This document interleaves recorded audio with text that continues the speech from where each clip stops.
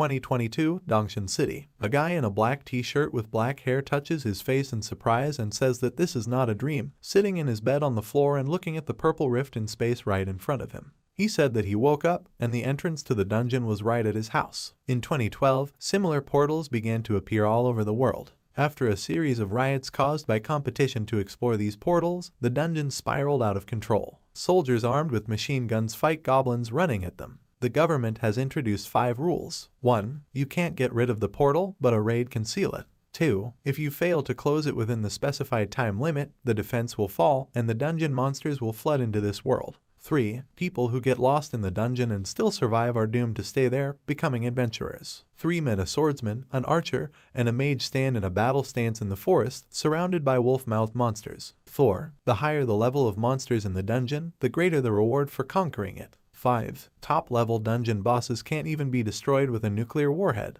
10 years later, because of the continuous appearance of new portals and their endless captures, the world has gradually come to terms with this. In recent years, information about dungeons and adventurers has gradually begun to leak out to the public. In addition, the Canadian edition of Adventurer Weekly published a research report. The newspaper has an article with the headline, "Adventurers. Only 1 out of 20,001 good luck." It says that as of July 2022, there are about 35,000 registered adventurers worldwide, and that on average, there is 1 adventurer for every 20,000 ordinary people. The article says that these 350,000 adventurers have an average net worth of $20 million. The lack of jobs, the hungry rich, and the importance of social status, which is chased by everyone from bandits to officials, have contributed to the fact that the profession of an adventurer in the hearts of people has become a cherished dream. To the public, adventurers are the root of evil, an opportunity that can't be exploited, but it can't be eradicated either. The host of the evening show asks a man in a yellow suit with white hair that his profession has brought him more than $500 million in the last 3 years. He replies that even though he's been dubbed the legendary adventurer, this is just the beginning for him. But few people know that behind this high-level adventurer are hundreds of corpses of mid-level and low-level adventurers, as well as civilians who got lost in the dungeons. The main character's name is Cheng Hai, and he is one of the few people who knows this dirty little secret. Cheng Hai scratches his head thoughtfully, wearing glasses, a black t-shirt, and yellow shorts. Looking at the entrance of the dungeon, he told him that he had caused him trouble. He thought about the fact that 5 years ago, the death rate when entering an entry-level dungeon was 50%, and half of the cases were fatal. Thinking about it with a tense face, he concluded that as much as he needed the money, the risk was too great.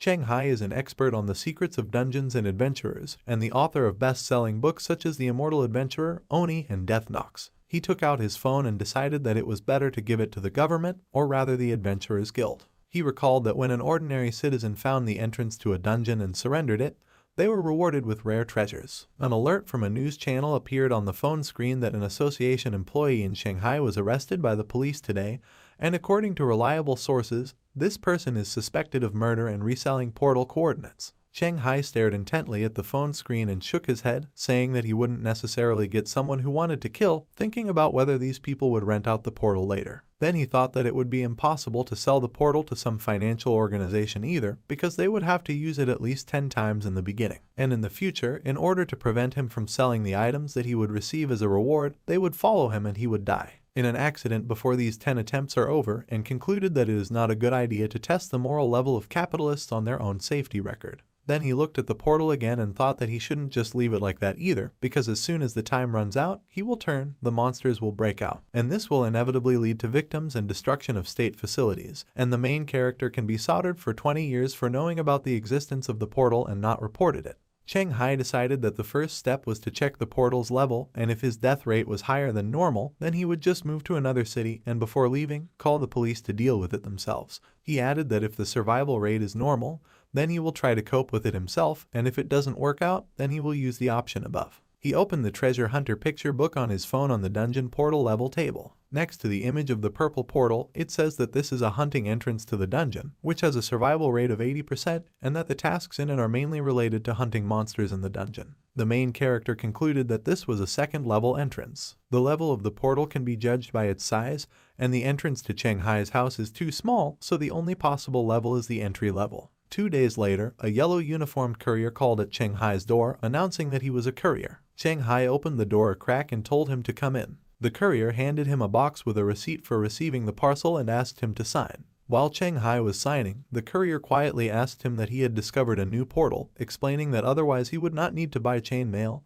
which caused the main character to turn pale in surprise. Taking the bat in his hands, he waved it in the air and, laughing awkwardly, said that he was just playing war games, broke the previous one, so he decided to buy a new one and asked if there were any problems. Turning around, the courier adjusted his cap, smiled awkwardly, and said he was just asking. Cheng Hai stared after him intently through the doorway and thought that even though he had long known how eager ordinary people were to become adventurers, talking about such things so bluntly scared him. He closed the door and turned abruptly to the box. After taking off his clothes, he changed into chainmail and iron armor, replacing his glasses with contact lenses, and armed himself with a fire axe that he bought at a nearby fire equipment store. The main character noticed that the armor is heavy and a little tight in the chest, and looking at himself, said that he is grateful that it does not restrict movement. He stared intently at the portal to the dungeon and stepped inside. After leaving the portal, the main character found himself in the forest and noticed that the first enemy would be werewolves. He was glad that he had bought the chainmail for a good reason,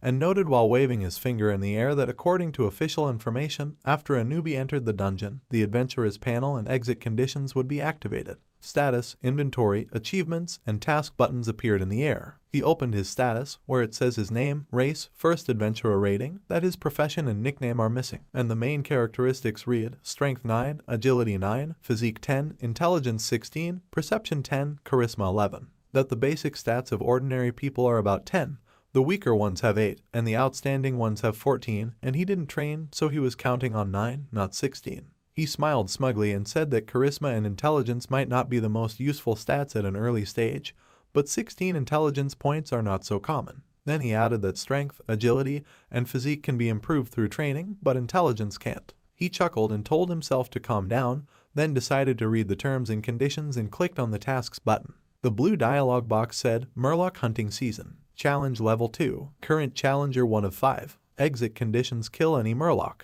Completion conditions: destroy the Murloc squad. There are 9 trials left in this dungeon. After passing the level, the tests will be cancelled. 28 days, 18 hours and 42 minutes are left before the dungeon reset.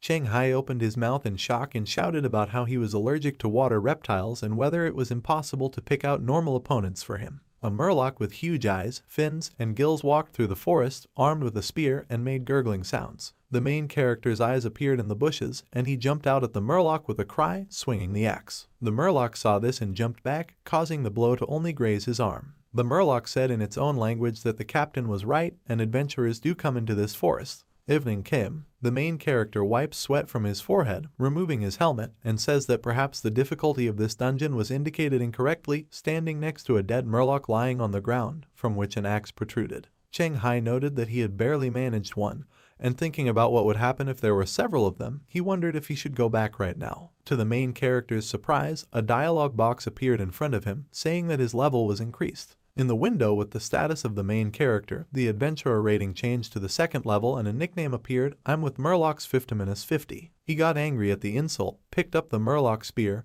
and decided that that was enough for today, and that he would challenge this dungeon after hiring a personal fitness trainer and improving his core stats as he went back to the portal. Chai Han walked out of the portal to his room and collapsed on the couch, moaning that he was tired a lot, adding that it was the first time he had gotten up from the couch in half a year. A dialogue box appeared in front of him, with the dungeon exit condition highlighted in green. The main character noted that the mission was completed and that strange things happen after leaving the dungeon. The dialogue box says that the adventurer has been found to have left the dungeon and that the settlement is starting.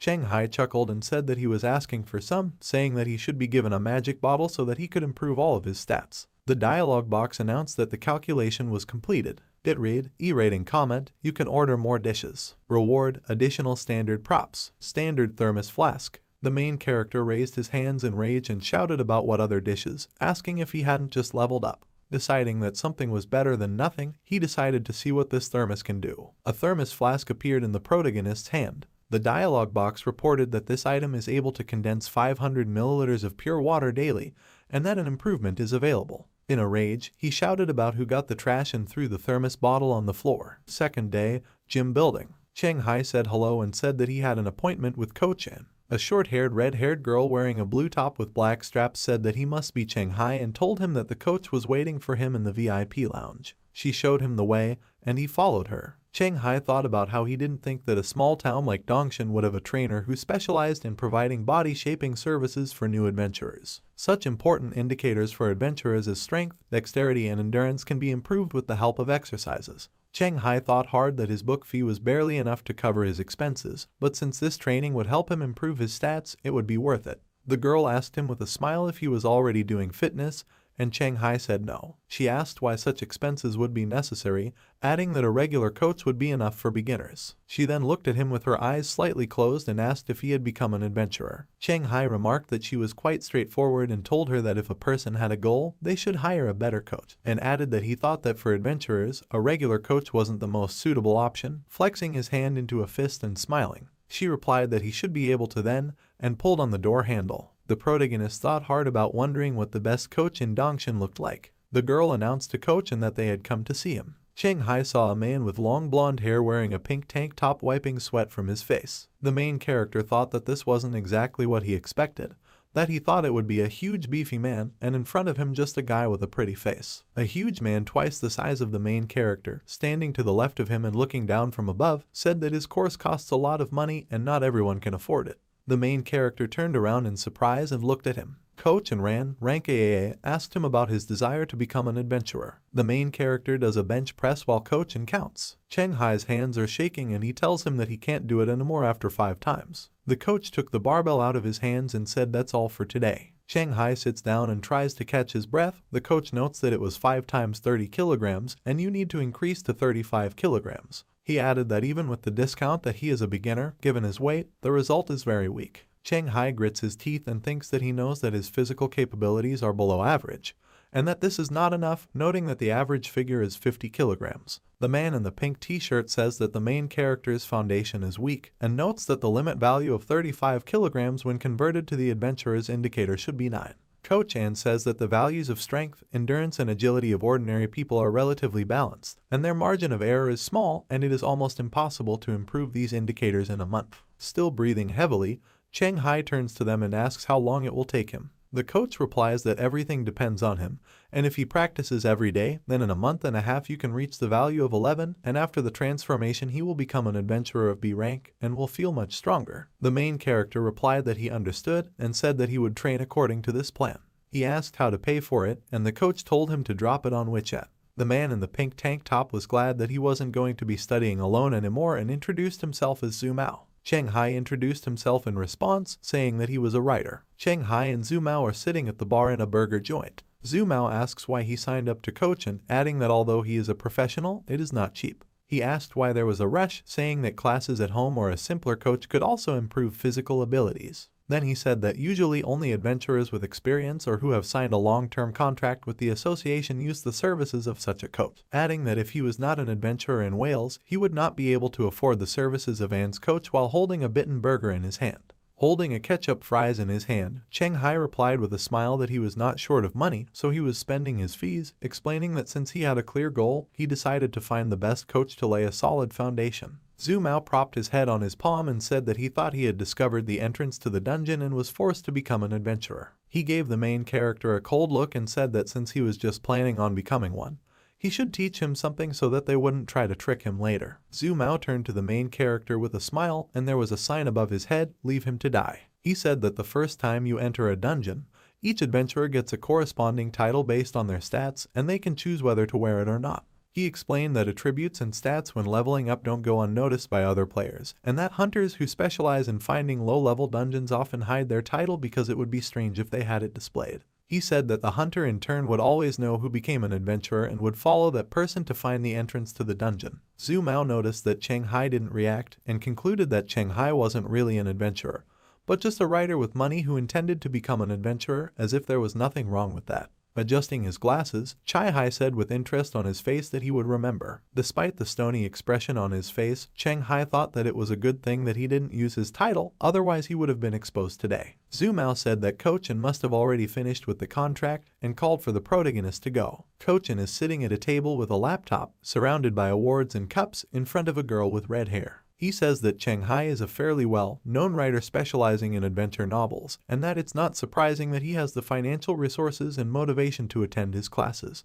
He concluded that he wanted to improve his fitness so that he could participate in the adventure himself. The girl said that he also doesn't have any special deadline requirements, so it doesn't look like he found the entrance to the dungeon and he has a month left to complete the task. Coach said with a grim face that the probability that Cheng Hai was an adventurer or that he had found the entrance to the dungeon was extremely low, and said that if Zhu Mao didn't say anything when they returned, proceed as usual. Coach stands up from his seat with a grim face. The title, Rookie Killer, is visible above his head. He said that as long as the Dongshan Elite Dungeon trial didn't disappear, he definitely wouldn't miss out on the opportunity to earn some extra money. Zhu Mao and Cheng Hai enter the room where Coach and his assistant are waiting for them. He notices the title above Coach's head, but doesn't show it. Coach tells him that the contract has been drawn up, and if there are no problems after reading it, he can sign it. The main character agreed with a smile, nervous in his head about how even the coach is an adventurer. The girl showed him where to go. Coach narrowed his eyes as he looked at Zhu Mao and noticed that the main character had a normal expression, and that the latter didn't pay much attention to the inscriptions above his head after looking at him, concluding that he didn't look like the one who had just discovered the dungeon. He asked if the man had done anything wrong. Scratching his neck, Zhu Mao replied that he couldn't because they had a contract. Zhu Mao is a level 6 contract adventurer. When Coach left, he said that there was no need to constantly monitor the main character. Cheng Hai put the papers on the table and said that everything was ready. The girl gave him a copy of it and asked him to wait a bit, saying that Coach would test it. The main character is trying to catch his breath while sitting on a treadmill. The coach says that this is enough, writing something down on paper, and concludes that the assessment of his physical form is extremely disappointing. He said that they would not do an agility test, and next week they would focus on strength exercises and fitness, asking at what time it was convenient for him. Wiping his face, the main character replied that he was always comfortable. Before leaving, Coach told him to come back tomorrow at 10 in the morning and not eat anything greasy for breakfast. Lying face down on the bed, Cheng Hai says that he didn't think the largest chain of fitness centers in China would do such a thing, and that they just use the body-shaping services for adventurers as bait. He added that if he made any mistakes, they would immediately understand that he was hiding something and eliminate him. He thought that it wasn't so surprising now that there was a similar coach in his town, and assumed that there were some all over the country. Then it dawned on him, and he sat up excitedly. He realized that all services related to adventurers were similar to this one, including the chain mail he bought. Looking at his phone, the protagonist thought that he was lucky that he realized in time that it was unwise to buy chain mail and weapons in the same store. Otherwise it would definitely arouse suspicion, and that he underestimated the risks of being an adventurer. Looking at the portal, he thought that he needed to adjust his plans. Cheng Hai walked out of the portal in the forest, clad in armor, and said that he originally thought to return here after he finished training. But he didn't expect that the real world would be so violent that low-level adventurers were waiting at every turn. Looking at the interface buttons, he tiredly said that even though he was lucky to avoid trouble today, he wouldn't always be lucky, and that the only way to level up was to take the risk. The exit conditions on the dialogue box changed to a pair of Murloc eyeballs. Noticing this, the protagonist remembered the Murloc he killed yesterday and went to where his corpse was, saying that he didn't know if yesterday's eyeball would come off. On the ground lies a gnawed Murloc with its body cut open. While holding his nose, Cheng Hai noticed that the internal organs had been eaten and asked who had done it. He noticed that the eyes weren't eaten and was glad that he didn't have to fight, so he sat down on the ground next to the dead Murloc and said that he would just walk around and make a few notes about the place. A Murloc appeared behind him and shouted at him in its own language, asking if he was the killer. The main character exhaled when he realized they were Murlocs and shouted at him that he could make him one when the second one appeared. Cheng Hai started running away with all his might, shouting that he couldn't beat two people and needed to run. Evening came. The main character and the Murloc stand side by side, trying to catch their breath. The Murloc fiercely pointed its spear at Cheng Hai and shouted in its own language. The latter, grinning, wiped his face and told him that he was going to die any minute, but everything was bragging, and asked him if he understood. He pointed gloatingly next to the Murloc and shouted that it and its companion had split up, which surprised the Murloc. Cheng Hai smiled maliciously with the axe in his hands, looking down at the Murloc. With a blow of his axe, he sliced it in half. The second Murloc jumped out of the bushes and charged at the main character, shouting. He turned and smiled ominously. The Murloc was startled. Swinging the axe, he shouted at him to run, running after him. The dialogue box says that an adventurer has been found to have left the dungeon, and announces the beginning of the settlement. The following dialogue box says that his performance as an adventurer is low and there is no reward. Cheng Hai gritted his teeth in surprise, thinking that he was clearly better this time and asking why there was no reward. Leaning back on the sofa, he asked if the drop rate in dungeons of this level was really that low. Stretching his hand up in front of him, he thought about how if that was the case, adventurers wouldn't be able to earn money and assumed that there was something that everyone knew except for him. Looking at his phone, he considered asking Zhu Mao and the coach tomorrow, but decided to make sure that they definitely didn't think he was a dungeon owner and a novice adventurer. Day 2. Zhu Mao asked again about how Zhu Mao and coach didn't show up, and the girl replied that Zhu Mao had gone to another city and would be back in a couple of days, and coach was busy today and wouldn't be back until noon. He replied that he would go to the VIP lounge. Cheng Hai runs on a treadmill with a mask on his face. Zhu Mao asks Kochan about the fact that the main character has been training so much for the past few days that he wasn't there, to which the coach replies in the affirmative. He notes that he is quite persistent and that the moment is not far off when he will raise his strength and agility to 11. He explained that if he continues like this and is not slowed down by injuries, then his strength, agility, and overall body condition can rise to 12 pretty quickly. Zhu Mao turned to the coach with a smile and asked if he was considering recruiting him, explaining that he was a rich and persistent candidate and would definitely become a successful adventurer in the future. The coach replied that he had asked him while Zhu Mao was away, but he refused and said that he wanted to become a black adventurer, that is, not affiliated with associations and companies, not subject to supervision and restrictions, and having more freedom, and then work solo. In response, Zhu Mao shrugged and said that they each had their own plans. Cheng Hai is lying on the treadmill, trying to catch his breath. Zhu Mao walked up to him and said with a smile that he was working too hard and would get hurt if he trained so hard, adding that he had a whole year ahead of him. He sat up and replied that he wanted to become an adventurer as soon as possible, and that he was afraid that if it took too long, his finances would simply run out. Zhu Mao thought about the price of an adventurer's quota on the black market, which only increases over time, and agreed. Cheng Hai sits at a table in a burger joint and stares intently at his burger, thinking that given the fact that the coach tried to recruit him, he can be sure that they've ruled out the possibility that he's an adventurer, even if he's an entry-level one, and now it's just a matter of finding the right time. Zhu Mao walked over to the table with a tray of food in his hands and asked him why he was frozen and what he was thinking. He replied with a smile that he was just tired and a little distracted. Zhu Mao replied with a serious face, holding a French fry with ketchup in his hand, that it wouldn't work that way and the constant exertion of overwork only increases the risk of injury, and injury will slow him down. Cheng Hai replied that he had already realized that the amount of training needed to be reduced, and, pretending to remember casually, asked when he had managed to recoup the initial investment in the adventurer profession. Zhu Mao shook his head and said that he hadn't succeeded yet, and he needed to wait until his level reached at least 11 before he could think about making something pay off. The main character asked in surprise why after level 11. Zhu Mao explained that this is because low-level adventurers, especially those from 1 to 5, are useless to mess with, and the survival rate is lower than average only in campaigns led by veterans.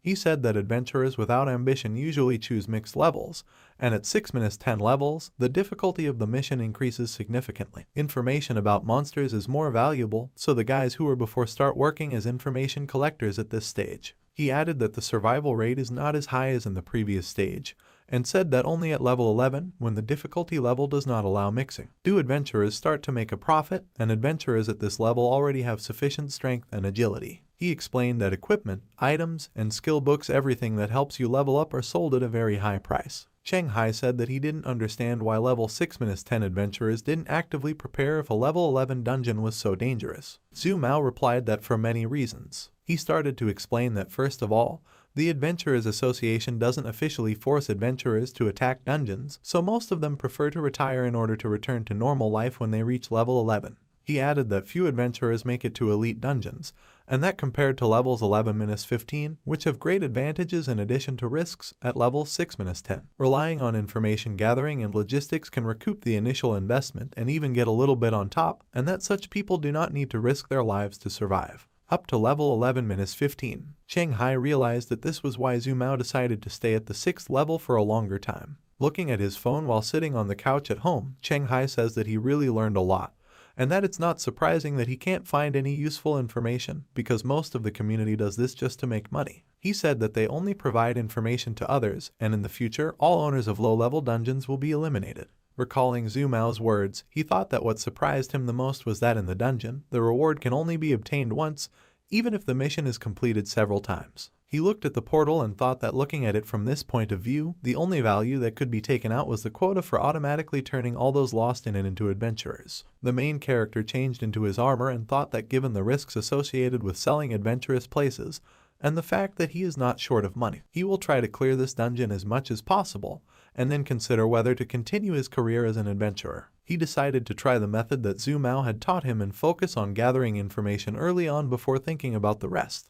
The dialogue box says, Working Season for Murlocs. Challenge Level 2. Exit Conditions: Find a lake. Completion conditions: Destroy the Murloc squad. There are 7 tests left in this dungeon. After completing a level, the tests will be cancelled. There are 19 days, 18 hours and 43 minutes left until the dungeon reset. The main character was surprised that this mission also did not require combat, and was glad that he took advantage of Zhu Mao's experience and bought a drone, because finding the lake without it would not be the easiest task. Murlocs run through the forest after a creature with a large red tail. One of the Murlocs spots the drone and shouts something in their own language. Cheng Hai looks in surprise at the screen on the drone's remote control and sees 4 Murlocs and one large orange Murloc with large pointed swimming trunks looking at the drone. The big orange Murloc let out a loud growl, baring its huge teeth in its mouth. The Murlocs scattered in different directions, disappearing into the forest vegetation. Cheng Hai, looking intently at the screen, wondered if it was a Murloc, and concluded that although its appearance and aura were different from those Murlocs he had fought before, he was sure that it was also a Murloc,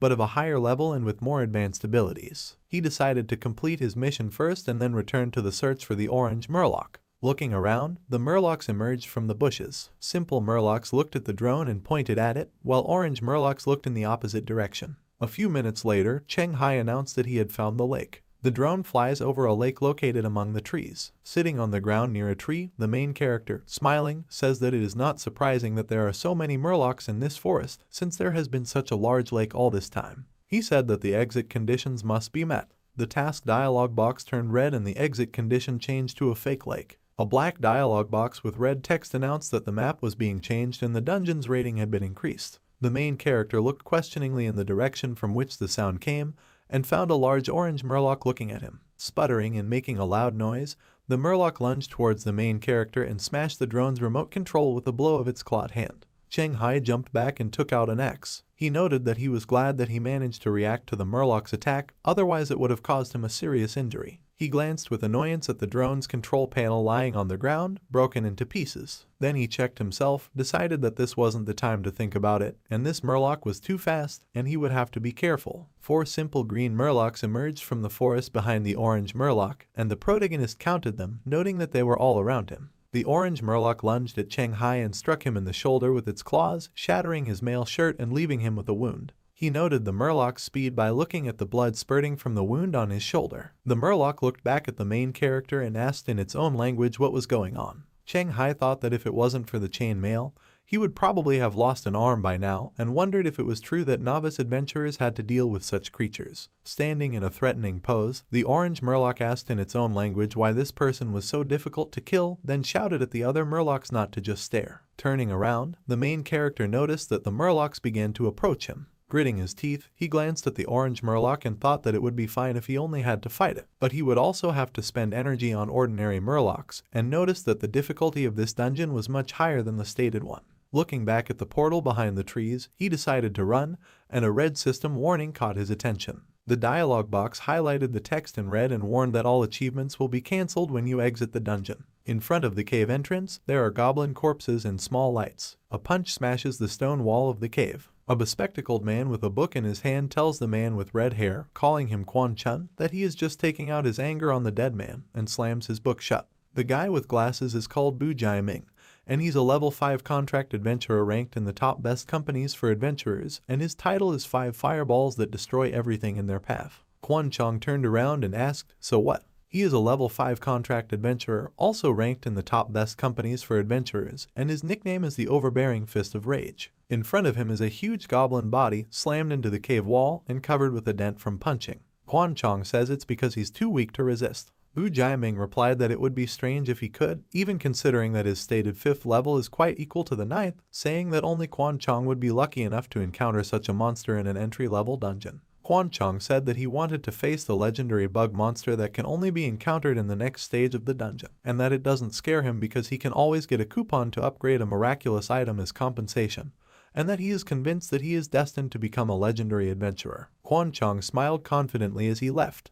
Bu Jiaming thought about how they were only at the 5th level, and noted that the monster he was targeting was truly legendary. He wondered how Quan Chong planned to get such a rare coupon, and assumed that Quan Chong had just blurted it out without thinking. The dialogue box says, "Challenge level is unknown. Exit conditions. Last 3 minutes with an abnormal Murloc with high combat power. After completing the task, you will receive an additional compensation, a coupon for improving a wonderful item." Cheng Hai angrily shouted at the window that he wanted to escape, and asked about how it wanted to pretend that it wasn't there. The orange Murloc leapt at the protagonist, raising its paw to strike, and shouted in its own language that it was finished. Cheng Hai stares intently at the Murloc's paw approaching him. Blood spurts out, and his helmet flies off his head. Cheng Hai fell to the ground on his knees, and blood is coming out of his head, which is raised up, and he thinks that this is the end. The orange Murloc speaks in its own language about being disappointed and being bored, and that leaves it to other Murlocs. The main character stares blankly at the ground, the Murloc spear in front of his face, and he thinks that if he could see the future, he would never have entered this dungeon and become an adventurer. He thinks of the best-selling bookstore window. He thought that he knew what he had signed up for, and that he had often dreamed of getting into the dungeon over the past couple of years. He remembers his joy at first defeating the Murloc and the hard training. Then he thinks about how he was wondering if he would become like the characters in his novels, who had to go through many dangerous situations and experience all the joys and tribulations of an adventurer's career firsthand. He remembers talking to Zhu Mao. Cheng Hai is kneeling on the ground, blood dripping from his head to the ground. He thinks that he is afraid of death and that he is a coward who doesn't really know how to fight. He snatches up his axe and cuts one of the Murlocs in half, shouting that he is also an adventurer and can't die here. The orange Murloc turns around in disbelief and looks at what is happening. Swinging his axe, surrounded by Murlocs, he tells himself to think about what trump card he has and what he can use. He remembers his title Murloc Fighter 1v1 and shouts that he wants to use it. A blue dialogue box appears above his head, stating that the Murloc Fighter 1v1 title has been used.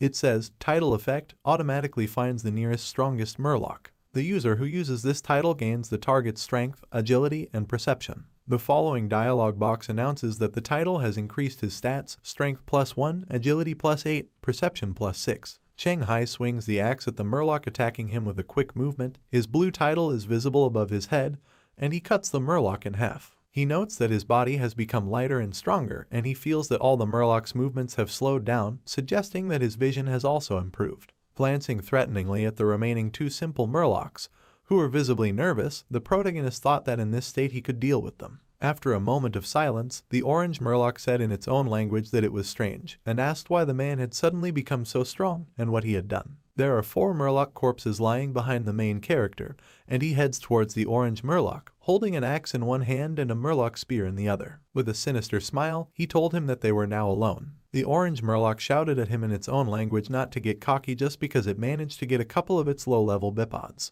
Cheng Hai thought that he didn't know why, but this Murloc's strength was incredible, and that even in this chainmail, he couldn't match its strength and speed. He threw the axe to the ground, grabbing the spear in both hands, and thought about how he only had one chance, and he only had to leave his defenses in one place, and the helmet would have to be removed, because this Murloc would use a direct attack method to reach the speed limit. The main character reflected that he had determined the Murloc's attack style and route, and he needed to give up the head guard to use it as bait, thereby winning the chance to exchange injuries and severely injure the opponent.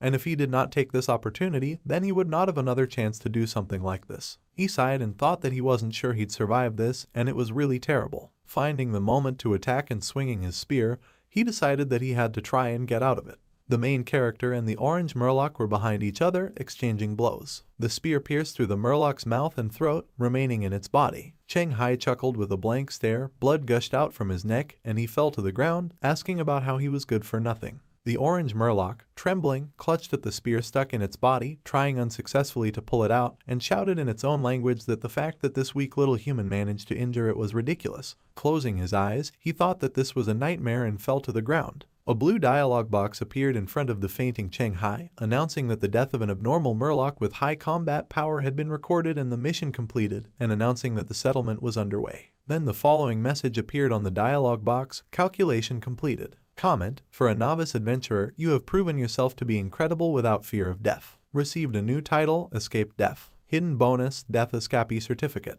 One-time item received, Magic Item Upgrade Coupon. Friendly reminder, using this coupon on the thermos bottle that you received earlier will help you solve your problem. Lying in a pool of his own blood, Cheng Hai tapped the button for a regular thermos flask, and it appeared in his hand. He said to apply the coupon to a regular thermos flask. The thermos flask glowed and turned into a glass jar with a red potion inside. A dialogue box labeled as Miracle Item Delivery announced that it was a magic blood restoration potion, and described its effect. Daily produces a potion with a random flavor that can be used to heal injuries and restore physical strength. Cheng Hai drank the red potion, and the wounds on his body healed. Exhaling heavily, he collapsed to the ground and noted how much it refreshed him. After a few minutes, he sat up and sighed, noticing that the wounds on his neck had already healed. The main character opened the status window and noticed that his perception increased slightly and was equal to 11. He asked what the exit conditions were now, and when he opened the task window, he drew attention to the conditions for completing them, which said to destroy the pond with the brood of Murlocs. Getting up from the ground and gathering up the spears of the defeated Murlocs,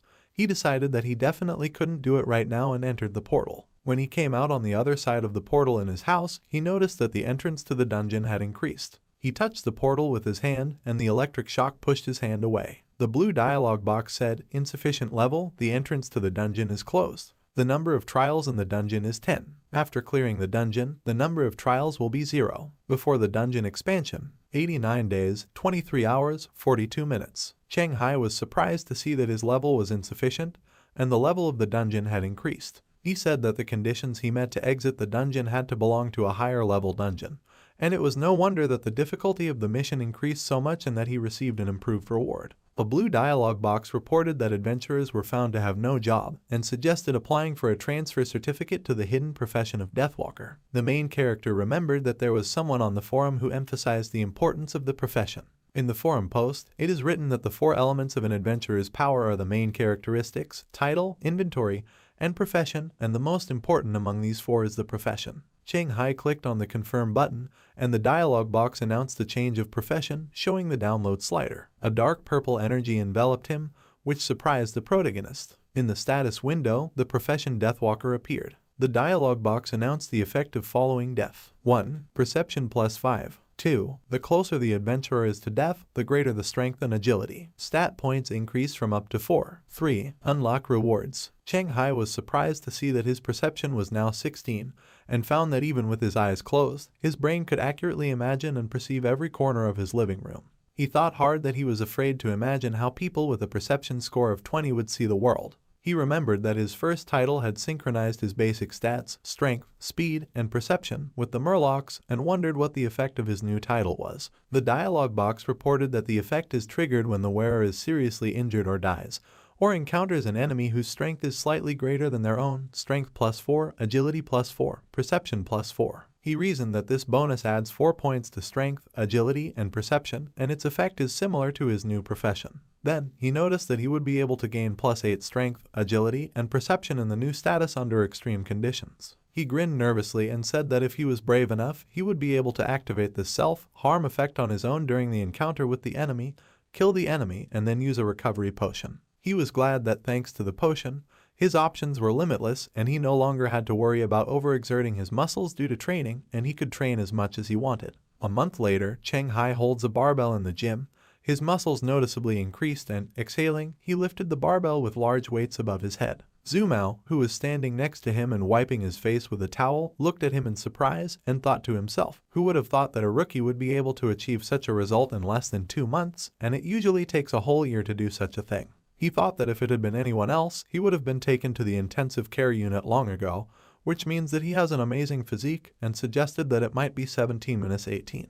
Thinking that Cochin had made a big mistake, he walked up to Cheng Hai and threw him a bottle, congratulating him on how confident he was that his strength and agility had already reached level 12, and with his current level, he would definitely be able to meet the conditions to exit the dungeon. The main character caught the bottle and began to drink from it in large sips. Zumao asked him if he would like to join Wales, and he replied with a smile that he didn't want to be held back by any contractual obligations. Zumao spread his hands and shook his head, saying that he thought they could go on raids together as colleagues. Cheng Hai smilingly told him that even if they weren't colleagues, they could still go on raids together, and told him that he was going to purchase a couple of dungeon spots after asking him for advice. He thought about it. Cheng Hai asked in surprise, a non-specialized alliance. Then he asked if he understood correctly that they were the largest non-specialized group. Raising his palm up, Zumao replied that if he was going to buy a place in a dungeon on the black market, he would advise him to choose a place in a low-level dungeon that was covered by the guarantee of a non-specialized alliance. The main character asked why. He explained to him that usually deals involving the sale of adventurer seats are accompanied by quite large risks for both the seller and the buyer, and usually sellers are afraid that some veteran will pretend to be a novice, and buyers that after receiving the money, the seller will simply disappear. He added that this does not apply to those transactions that accompany a non-specialized alliance, although they do have quite a large commission, and in transactions that relate to the purchase of an adventurer's seat and other things related to dungeons,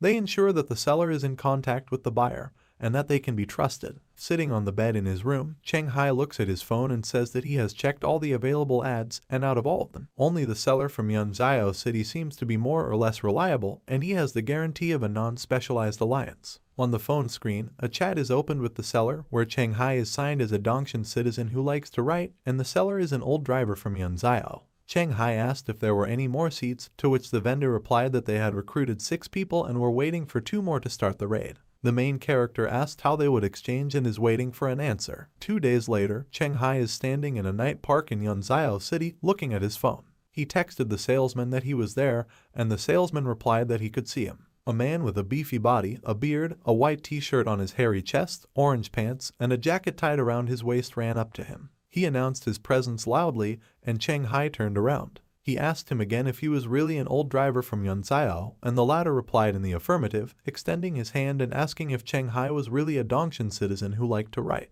Cheng Hai greeted him and they shook hands. The salesman turned around and ran, hurrying the main character, announcing that they would now sign a contract and go to the dungeon. The contractor of a non-specialized alliance in a purple suit and pointy-eared glasses signed the paper with a pentagram with a smile and announced to the audience that this contract consists of 3 points. The first is that the final payment of the buyer will be in a special account that they will provide, and that the seller will help them in performing the above-mentioned services, and they will transfer the final payment to the merchant's account will only be charged after the adventurers leave the dungeon. He continued by explaining that after entering a dungeon, the seller is prohibited from doing things that might violate the security agreement, ignore dangerous situations, or take force against buyers, and the buyer is prohibited from divulging the location of the entrance to a given dungeon. He asked if anyone else had any questions about the contract. A man in a yellow sleeveless jacket with the nickname Leader and a man with long white hair with the nickname Liang answered that there were no questions. Cheng Hai and an elderly man with white hair with a confused expression with the nickname Hateful Hatred answered that there were no questions. The contractor smiled with his sharp teeth and said that in this case the contract would take effect, and the pentagram on paper turned yellow. Yellow pentagrams lit up on the adventurer's hands. The fat guy with the nickname You Don't Mind Me Making Fun of You and the thin guy in a white shirt with the nickname Security Squad Leader were surprised to find glowing pentagrams on their hands. Putting the pen back in the breast pocket of his jacket, the contractor announced that this was the end of his work, and as he left, he waved to them and said that he hoped they would do more work in the future. The salesman dusted off his hands and smilingly told everyone not to disperse,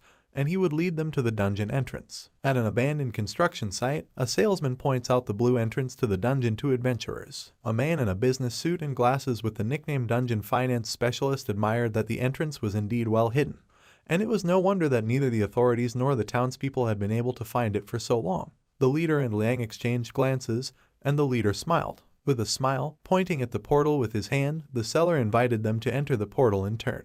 They came out in a level 4 dungeon forest, the Witch Forest. A thin man in a jacket asked who was waiting for them in the dungeon, turned to the salesman and asked if they were newbies. The fat guy jumps up and down in glee, shouting confirmation that he's an adventurer. The seller grinned and answered in the affirmative and said that they even seemed to be traveling. Cheng Hai noticed the conversation between the shop assistant and the man in the jacket and noticed that there were originally 2 of them. The salesman clapped his hands and asked for a moment of attention. He told them to repeat loudly after him, "Status window." The adventurers did as he said, and interface buttons appeared in front of them. The salesperson explained to the adventurers that this window will show them their characteristics as an adventurer, and that by scrolling down below, they can check the details of the current mission, and that the content of the status window is only visible to them, so they don't have to worry that someone else will see the information about them. The man in the jacket announced that they could now tell them their exit conditions so they could sort them out. The fat guy, looking at his status window, clutched his head and shouted that he had very low stats. Cheng Hai looked back at him and looked at his tasks. The dialogue box read, "Exit conditions, hear the Banshee voice. Clearing conditions, kill the Banshee." The main character noted in horror that there was no banshee among the list of newbie dungeons. Cheng Hai was afraid that this dungeon had the same bug as the dungeon in his apartment, and he thought that based on the survivor's mistake, if the monster from the beginner's dungeon wasn't included in the beginner's guide, there were two options: either it was an extremely rare case,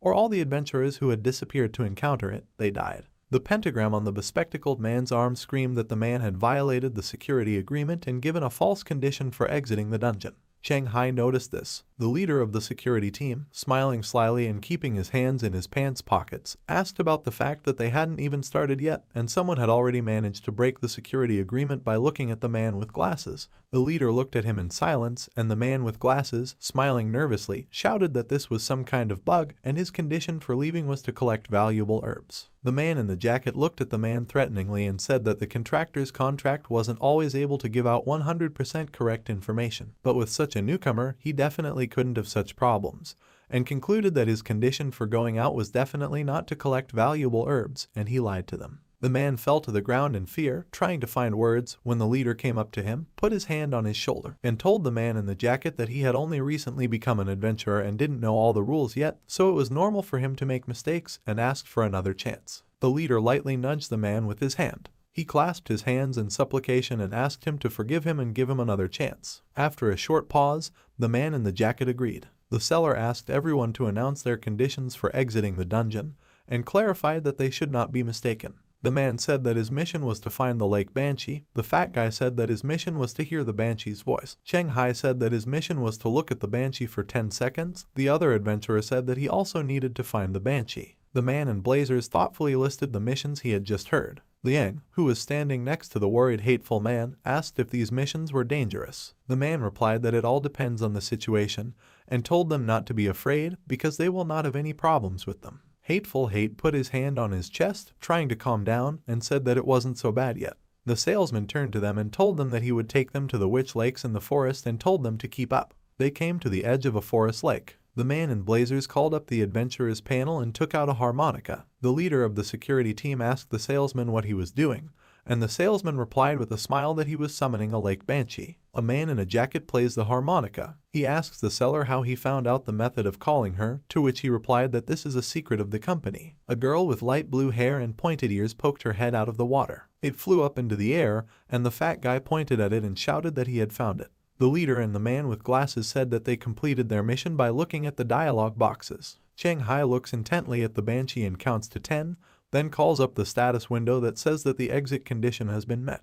The salesman told them to use earplugs because the banshees would sing their song. The fat guy asked, putting earplugs in his ears, what would happen if they were not inserted. Picking his ear, the salesman replied that witch chanting would destroy his brain, adding that a first-level beginner who had just become an adventurer would surely die immediately. The fat guy covered his ears with his hands in horror, while Hateful Hate and the bespectacled man screamed in fear. The man in the jacket continues to play the harmonica, and the banshee begins to sing back, raising his hand in the air. The nose of the bespectacled man and the fat guy started to bleed, and their faces turned red. Cheng Hai noticed that his nose was bleeding, even though he only heard the beginning of her song. He was glad that he was wearing earplugs, otherwise he would have been dead by now. He thought that this was to be expected of a creature from a dungeon that wasn't listed in the beginner's guide. The man in blazers stopped playing the harmonica, moving it away from his lips. The banshee noticed this and dived back into the water. The man waved to the adventurers, explaining that everyone had been able to complete their mission, and added that they could return the same way they came. The leader of the guard squad, wiping the blood from his nose, retorted that he had done a little research before coming here and found out that the plants and minerals from the dungeons were of great value.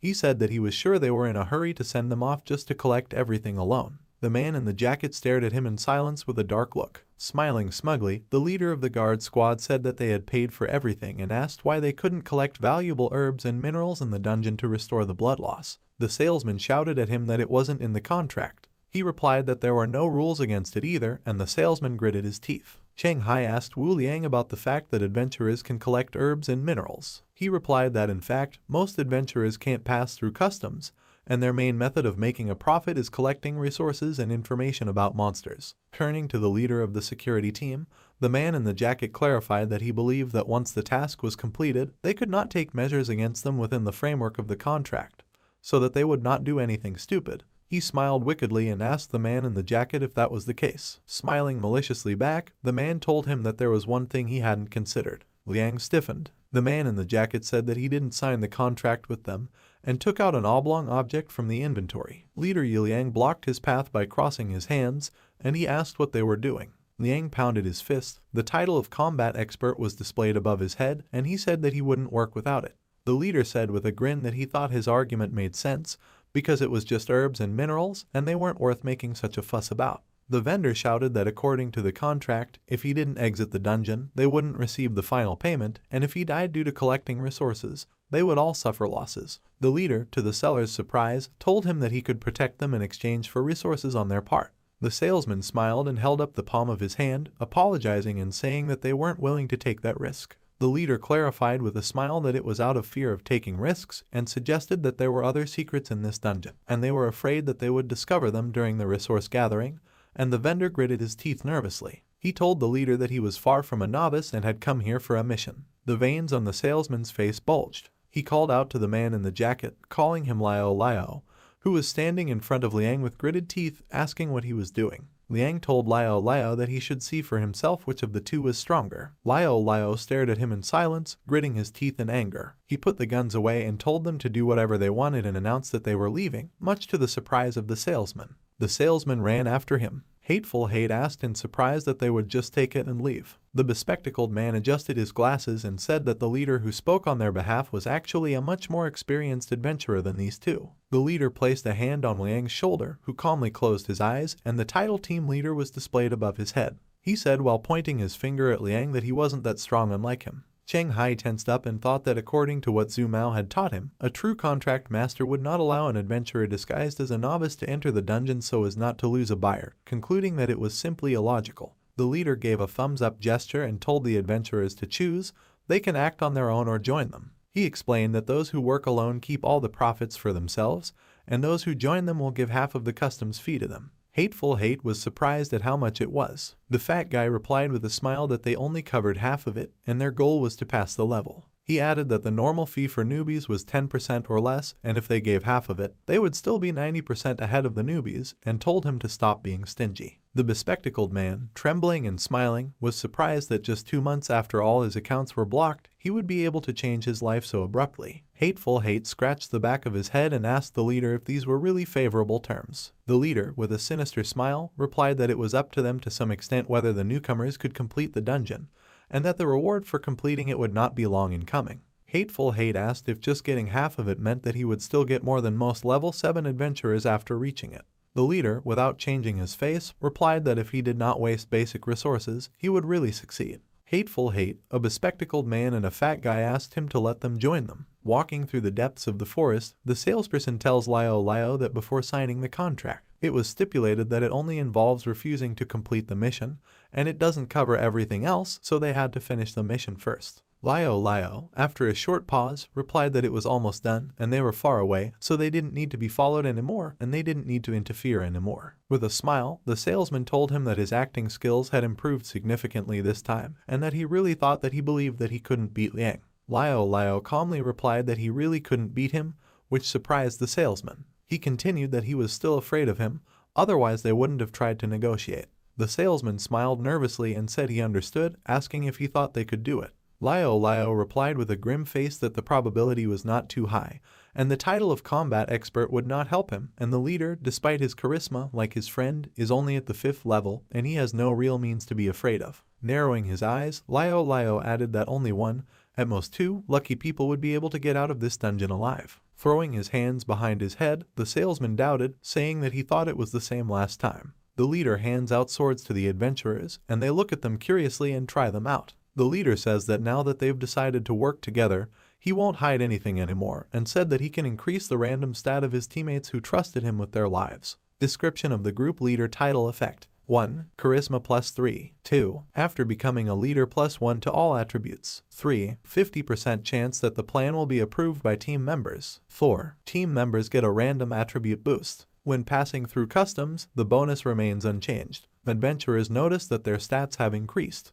Cheng Hai glanced at his status window and noticed that his perception had increased slightly, and realized that the team leader was able to raise the stats of his teammates. The man with glasses turned to the leader, saying that he had a question. He said that the only way they knew of to summon witches was by using the harmonica and that they were hiding in the lake and they couldn't complete the task without them. The leader of the security team, picking up a stone from the ground, says that this is not a problem. The bespectacled man asks him for more details, and the latter, tossing a rock in his hand, says with a smile that his title allows him to annoy the designated target, and explains that the provocateur loses 2 points of intelligence, becomes vindictive and fearless in the face of death. The yellow title provocateur is visible above his head. Description of the effect of the title provocateur. 1. Intelligence -2, stamina +3. 2. This gives you a 20% chance to build a dialogue and a 50% chance to make target. 3. Angry. When used, 2 intelligence points are deducted. The fat guy is surprised to note that he is also an adventurer. The provocateur says that to establish a forced dialogue, you just need to attract the attention of the opponent, and with a smile throws a stone into the lake. The witch peeked out of the water. The leader of the security squad shouts insults at her and shows her 2 middle fingers. The dialogue box says that the second provocateur effect is used. A red dialogue box announces success, and the witch rises from the water, her face contorted with anger. She rushes in his direction, and he smiles, glad that the provocation has worked. Liang jumps in front of him and tells him to leave the rest to him. Liang approaches the witch, raising his fist to strike at the witch hanging in the air. The leader yells at the others to spread out and let Liang hold her back, and tells them to put on earplugs and spread out around the perimeter. The witch screamed and passed through Liang without taking any damage. The others gritted their teeth in surprise as they noticed what had happened. The witch approached the leader of the guard squad and began to inhale hard. Smiling nervously, he fidgeted. The witch screamed loudly, and the adventurers covered their ears, the force of the sound wave pulling the skin over their faces like a strong wind, and blood gushed out of their noses. Everyone crouched down, except for the leader and the man in the cap and earphones with the long black hair. The witch looked at him questioningly. Getting up from the ground, the fat guy was glad that he was wearing earplugs and said that his nose was bleeding. Standing up, the leader of the security team asked about the fact that the witch was also a ghost. Liang landed on the ground on 1 foot, and the leader asked if he was sure. Wiping the blood from his nose, he replied that he was sure it would take longer than he thought, and that the monk fist technique they had obtained in the previous dungeon should work, but he wasn't fully used to it yet, so he wouldn't be able to fight at full strength. The leader said that she wasn't that fast, and that he didn't think she could deal much damage to them. He added that he had a hunch that the reward for completing this dungeon would be quite generous. The man in earphones, adjusting his cap, said it was a stupid decision. Cheng Hao turned around and saw a girl walking away from him into the forest and putting on a hood. He asked her why she thought their decision was stupid, and she was surprised, turned around and thought about how she really met a person with 16 perception points, the chance of meeting with which is 1 in 100,000. He saw the title "They Pretend I Don't Exist" above her head. The dialogue box announced the calculation of 3 title effects. She said, unhappy. Then she vanished into thin air. The dialogue box declared success. The main character looks into space with empty eyes. The fat guy slapped him on the shoulder, asking who he was talking to, and he came to his senses. The guy asked if there was anyone in the direction the main character was looking, and the main character started talking about seeing someone there, wondering if it was a hallucination. Then he sensed something and announced that someone was coming, to which the guy asked, who is coming? Several witches, identical to the one they are fighting, flew out of the forest. Liang slammed a fist that radiated yellow energy into the witch's stomach, sending her flying backwards. The bespectacled man and Hateful Hate were overjoyed. Liang landed behind the witch, who had fallen to the ground on her knees and was holding her stomach. Noticing the witches approaching, he turned back to where the fat guy and Cheng Hai were standing, and shouted to the leader that they were mistaken, and there were more than one witch in this dungeon, and they obviously knew about it in 2 ways. Behind the surprised leader, many witches flew out of the forest. The fat guy opened his mouth in horror. The leader of the security squad chuckled sarcastically, asking if it was too much. The leader stiffened. Cheng Hai clenched his teeth tensely and thought that earplugs would be useless against so many. Liang asked why everyone was frozen and shouted for them to run. The adventurers ran as fast as they could, splitting up in the forest. Hateful Hate runs, waving his arms, one of which is tied with a red thread tied in a bow, and in horror asks why this always happens to him. He remembers lying on the floor with his hand outstretched to a man sitting on the couch with 2 girls with red threads on their shoulders, lying with empty eyes and expressions, a man with a gold necklace around his neck, who, smiling broadly, tells him that he thought he should let go. Sticking out his tongue mockingly, he asked who said he enjoyed watching others live their lives in regret, pain, and suffering. This isn't a rank criminal, Gao Cheng Yun, a level 7 adventurer. Hateful Hate turns in horror at the witch approaching him and in a rage shouts that he has not yet avenged his comrades by swinging his sword. There was an explosion in the forest, throwing up broken trees. Hateful Hate is lying on the ground, a pool of blood under his head. He thinks about how he can die here. A fat guy surrounded by witches brandishes a sword and shouts about whether they know who he is and says that he is a man who wants to become a legendary adventurer and shouts at them to get lost. The witches hiss back. The bespectacled man was leaning over the ground in tears, looking at the approaching hissing witches, and saying, addressing himself as a mother, that he was wrong and should not have cheated the depositors. Liang is standing in a fighting stance, blood streaming from his eyes, and they are shouting at the witches to attack and that he is not afraid of them. Behind him, the leader is sitting on the ground with his back against a rock. His eyes and ears are bleeding, and he tells himself to pull himself together. He reflects that it's no wonder the vendor and Liao didn't put a level limit on entering the dungeon, and that they are deliberately luring level 4-5 adventurers here to take all the resources after they die. With a look of annoyance on his face, the leader says what a good plan this is. Cheng Hao approaches him and asks if he has any ideas on how they can kill these witches. The leader turned to look at him in surprise, his bloodied eyes still closed. Cheng Hao told him to hurry up if he had a plan. Then he said that they had other ways of attacking besides the voice, and that even though their strength wasn't that great, they could still deal a lot of damage. He added that even if he sacrificed his hearing, he wasn't sure he could get out of the dungeon without being chased by them. Hearing his voice, the leader asked him if he was a writer from Dongshan, to which the latter replied in the affirmative. The leader replied that he did not expect that he, a novice, would be better than him, and asked how he understood him if he had hearing problems. The main character replied that his perception is equal to 16, and he can read lips. The leader replied that in his opinion, there was no way out, and that these witches were immune to physical attacks, and their resistance to fire, lightning, and strong acids was also surprisingly high, and added that frankly speaking, it wasn't something that a team of adventurers like them could handle. The main character clarified with him that it turns out that he can't do anything.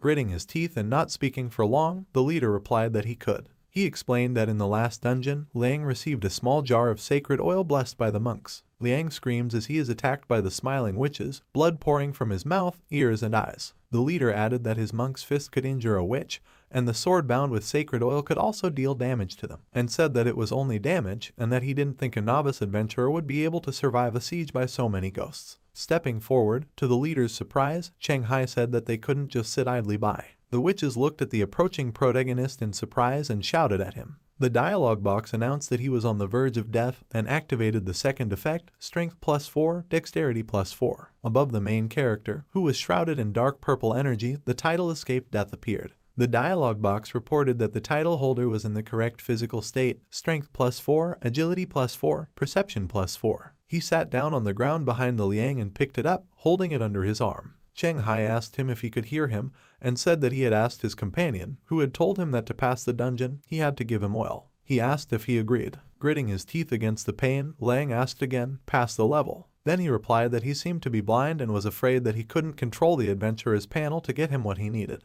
The main character looked at the ground in frustration. Liang then raised a fist glowing with yellow energy and said that he had another way to mine it for him. He slapped his chest and blood spurted out of his mouth. Shocked, Cheng Hai asked what he was doing. As Liang was dying, he thought that it was possible to get the oil after his death. Looking at Liang's body, the protagonist thought that he had a feeling that Liang had made a mistake and that the oil wasn't worth a person's death. Beside Liang's corpse lay glass, iron, and oil blessed by the monks. He noted that as a result of the effects of his titles, he gained 20 dexterity points, which would be enough for him to escape even though the chances of survival are not great. Cheng Hai holds a yellow bottle of oil in his hand. The dialogue box announces the receipt of an unknown magic item, oil blessed by monks. He poured oil on his sword as the witches swirled around him. He looked at them and said he wouldn't hold back because they were getting on his nerves. The witches got angry and threw an attack on the main character. Cheng Hai stood with his sword in both hands while the witches slashed at him with their claws. The dialogue box announced that the sword blessing was open. The following dialogue box explained that this is a magical sacred technique that adds +2 damage to evil creatures. While preparing to attack, Cheng Hai repeated, +2 damage. Swinging his sword, his eyes lit up red, and he said, then let's get started. The salesman and Liao are standing in front of the entrance to a dungeon in an abandoned construction site. They notice a glow from the portal where the girl with the title comes out. They pretend that I don't exist, and the seller notes that someone still managed to get out, but he doesn't see the person who came out of the portal. Liao, yawning, asks who is there and if he was mistaken. He replies that he is serious. She thinks that they really do use unsuitable dungeons as traps to lure adventurers there, leave them to die, then collect drops from them, and sometimes even kill the survivors with their own hands. As she stares at her phone, she thinks she knows why they're doing this. Her phone screen shows a chat with her employer. She writes that after an investigation, it turned out that there are problems with the dungeon in which the employer's son died. In the next message, she explained that the adventurer who sells the place to his son is a scavenger vulture, a person who uses high-difficulty dungeons to kill adventurers for their resources. The employer replied that he knew, and said that the reward would later go to the girl's account. Cheng Hai cuts the witch in half with a sword strike. The witch disappears into thin air with a cry. Tired, Cheng Hai falls to the ground and tries to catch his breath. He thinks it was close, and if there were just a few more of them, even a recovery potion wouldn't help him. He turned his attention to the adventurer's panel, where a notice appeared stating that the death dance he performed with the banshee was so beautiful that the passing ruler of death liked it, and he received the gift "Undead Can't Kill Me," which will save him from dying at the hands of non-life, and yellow a hint that suggests closing a dungeon, with a friendly reminder that shared dungeons are more important than individual ones. Upon discovering his newfound bonus of being immune to death at the hands of the undead, the main character perked up with joy. Deciding that the extra reward is so great that the main rewards and resources pale in front of it, he agrees to close the dungeon. A blue dialog box indicates that the calculation is in progress. The calculation is complete, and the yellow dialog box says, "You, an adventurer of the Z level. We have taken a step towards becoming a legend. New title received, Lone Wolf. Gets a new title, Wolf in Sheep's Clothing. Received a new title, Spirit Killer. Exclusive hidden skills obtained, Dance with Death in 1 step, 1 kill. Equipment scroll received. Equipment converter 1 received. Received a rare object Song of the Sea, a box containing the voice of a banshee. Friendly reminder, you can put unused equipment in the furnace to get higher level equipment." As Cheng Hai rejoices at the rewards for closing the dungeon, he thinks about the fact that in addition to a rare item and new titles, he has received 2 new skills, noting that this dungeon is not so difficult for nothing. The leader asked why it was so quiet and if the Dongshan writer was still alive. The main character caught himself saying that he almost forgot about it. Running up to the leader, he asked him how he was feeling and if he could stand up. Gritting his teeth, he replied that it was hard for him and that it looked like the witch's scream had reached his internal organs. Cheng Hai looked at him with a serious but calm gaze and said, "That's how it is." He asked if everyone else was dead. The main character, remembering the dead bodies of adventurers, replied with a sigh that the fat man, the bespectacled man, that man and his comrade are dead. The leader noted that Cheng Hai didn't seem to be in the dungeon for the first time, and suggested that his level was very high, as were his stats. Touching a finger to his cheek, he replied that he thought the leader would be the one to sort things out. He replied that he was left all alone and asked not to talk about it. He offered to cooperate and said that he would keep his secret, explaining that in exchange for his rewards, he would do the same for him, and asked how he would feel about it. He added that if he does not trust him, he can take the contract as a safety net.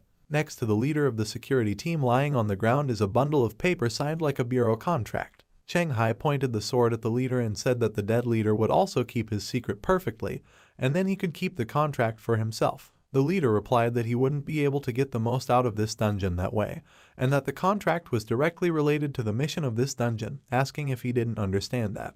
The main character looked at the leader in silence, without removing his sword. The leader said that the vendor and Liao were probably waiting for the survivors at the entrance of the dungeon, and that they were much stronger than he thought. He added that he could divert their attention so that he could fight back or escape, and that letting him out of here alive was the best option for Cheng Hai. The entrance to a dungeon in an abandoned construction site lit up, and when Liao noticed this, he noticed that someone was coming after all. The salesman, flexing his fists, said that last time he probably really imagined it. Cheng Hai came out of the portal, helping the leader walk. The salesman noticed that the dungeon was collapsing and asked in surprise that they had cleared it out. Behind the leader, a sword appeared in the protagonist's hand, and Liao shouted at the vendor to watch out for it.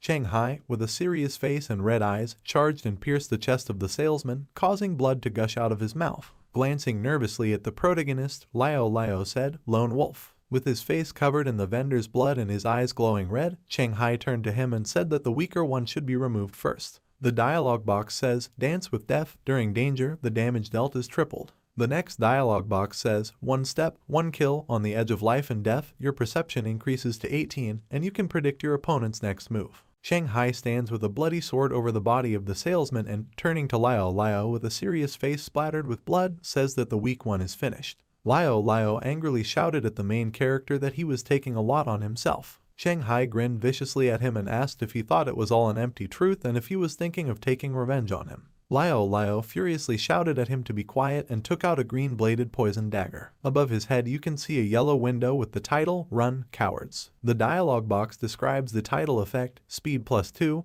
with the participation of a teammate, Strength +2, Speed +2. Cheng Hai, with the red title Lone Wolf on his head, twirled his sword playfully in his hand as he stood in front of Liao Liao, who had taken a fighting stance. The leader was sitting on the floor with his back against the concrete wall. Cheng Hai touched his face with his index finger and mockingly told Liao Liao that he was very scary. They instantly disappeared from their seats. Their movements were so fast that one could only see the sparks from their weapon strikes that flashed all over the place, leaving a white trail behind them. Looking at these sparks, the leader thought that he had seen a lot, but the fight between these two exceeded all his knowledge of level 5 adventurers. He closed his lips tightly and opened one eye, thinking that he was afraid that even among level 7-8 adventurers, there weren't many who possessed this kind of speed. He understood why people wonder if every adventurer can become a legend, since many don't even make it to the 5th level. Liao Liao was thrown sideways by the impact, his back hitting a concrete pillar, and blood spurted out of his mouth. He fell to the floor with his hands on the ground and cursed that even with the title,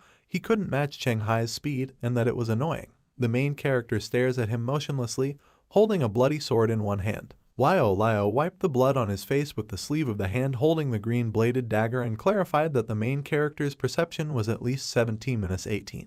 Cheng Hai smiled smugly as he pointed the sword forward and asked if he understood. Liao Liao gritted his teeth in anger and shouted for the adventurer panel. An interface appeared in front of him and he stuck his hand in. The main character mockingly asked if Tom didn't have enough speed. Liao Liao took out a glass jar with a green liquid inside, and while glaring at the protagonist furiously, he replied that it wasn't enough. Liao Liao threw the jar to the floor, the jar broke, and Liao Liao was surrounded by green gas. The main character looked surprised. Liao Liao raised his hand, surrounded by green gas, the veins on his body bulged and turned green, his eye glowed green, and a purple title could be seen above his head, a toxin transporter. He said that he didn't plan to use it on Cheng Hai, but Cheng Hai left him no choice. Leaving a trail of green gas behind, Liao Liao charged at the protagonist, and the protagonist blocked the dagger with his sword while gritting his teeth. Liao Liao, with a mad smile, told him to taste the mutant spider toxin that he had purchased on the black market. Cheng Hai noticed the green gas surrounding him. The veins on one side of his face and neck bulged, turning green, red capillaries showing in his eye,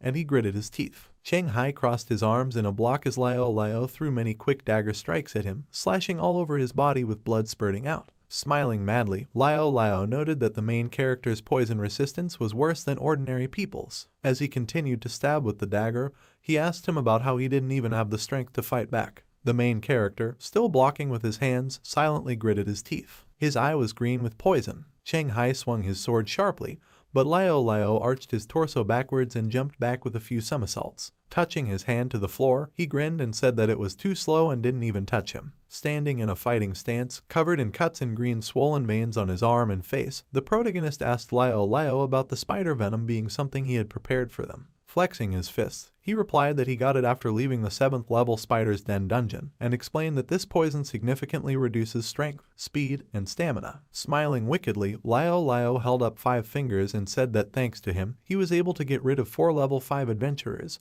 and that Cheng Hai would be the 5th. The main character, looking seriously at his opponent, replied with a smirk that he should have prepared more poison and told him to show what he was capable of. Liao Liao stopped smiling and glared at the protagonist in disbelief. Cheng Hai smiled confidently and continued to provoke him, asking if this was all he had. The latter, looking at him seriously, replied that this was not all. He shouted, grinning madly as he pointed the bloody dagger towards Cheng Hai, saying that since he holds the title of a toxin carrier, everything, including his breath, the sweat on his skin, and the blood that flows in his veins, is all poison. He said that the longer it was around him, the deeper its venom would get into him, and he would wait for the venom to clear and he would bleed all over. Looking at Liao Liao, the leader thought that this was a very creepy tactic, and even Liang, being a martial arts expert, wouldn't be able to beat him. He was thinking that if he couldn't finish the battle before the poison was absorbed, then it would be much harder to do so later. He added that his level is not lower than the 6th, and here it remains only to fight. Gritting his teeth and holding his hand on his shoulder, the leader remarked that it was no wonder that Liao Liao and his companions treated them like trash, since with this title, you can defeat anyone.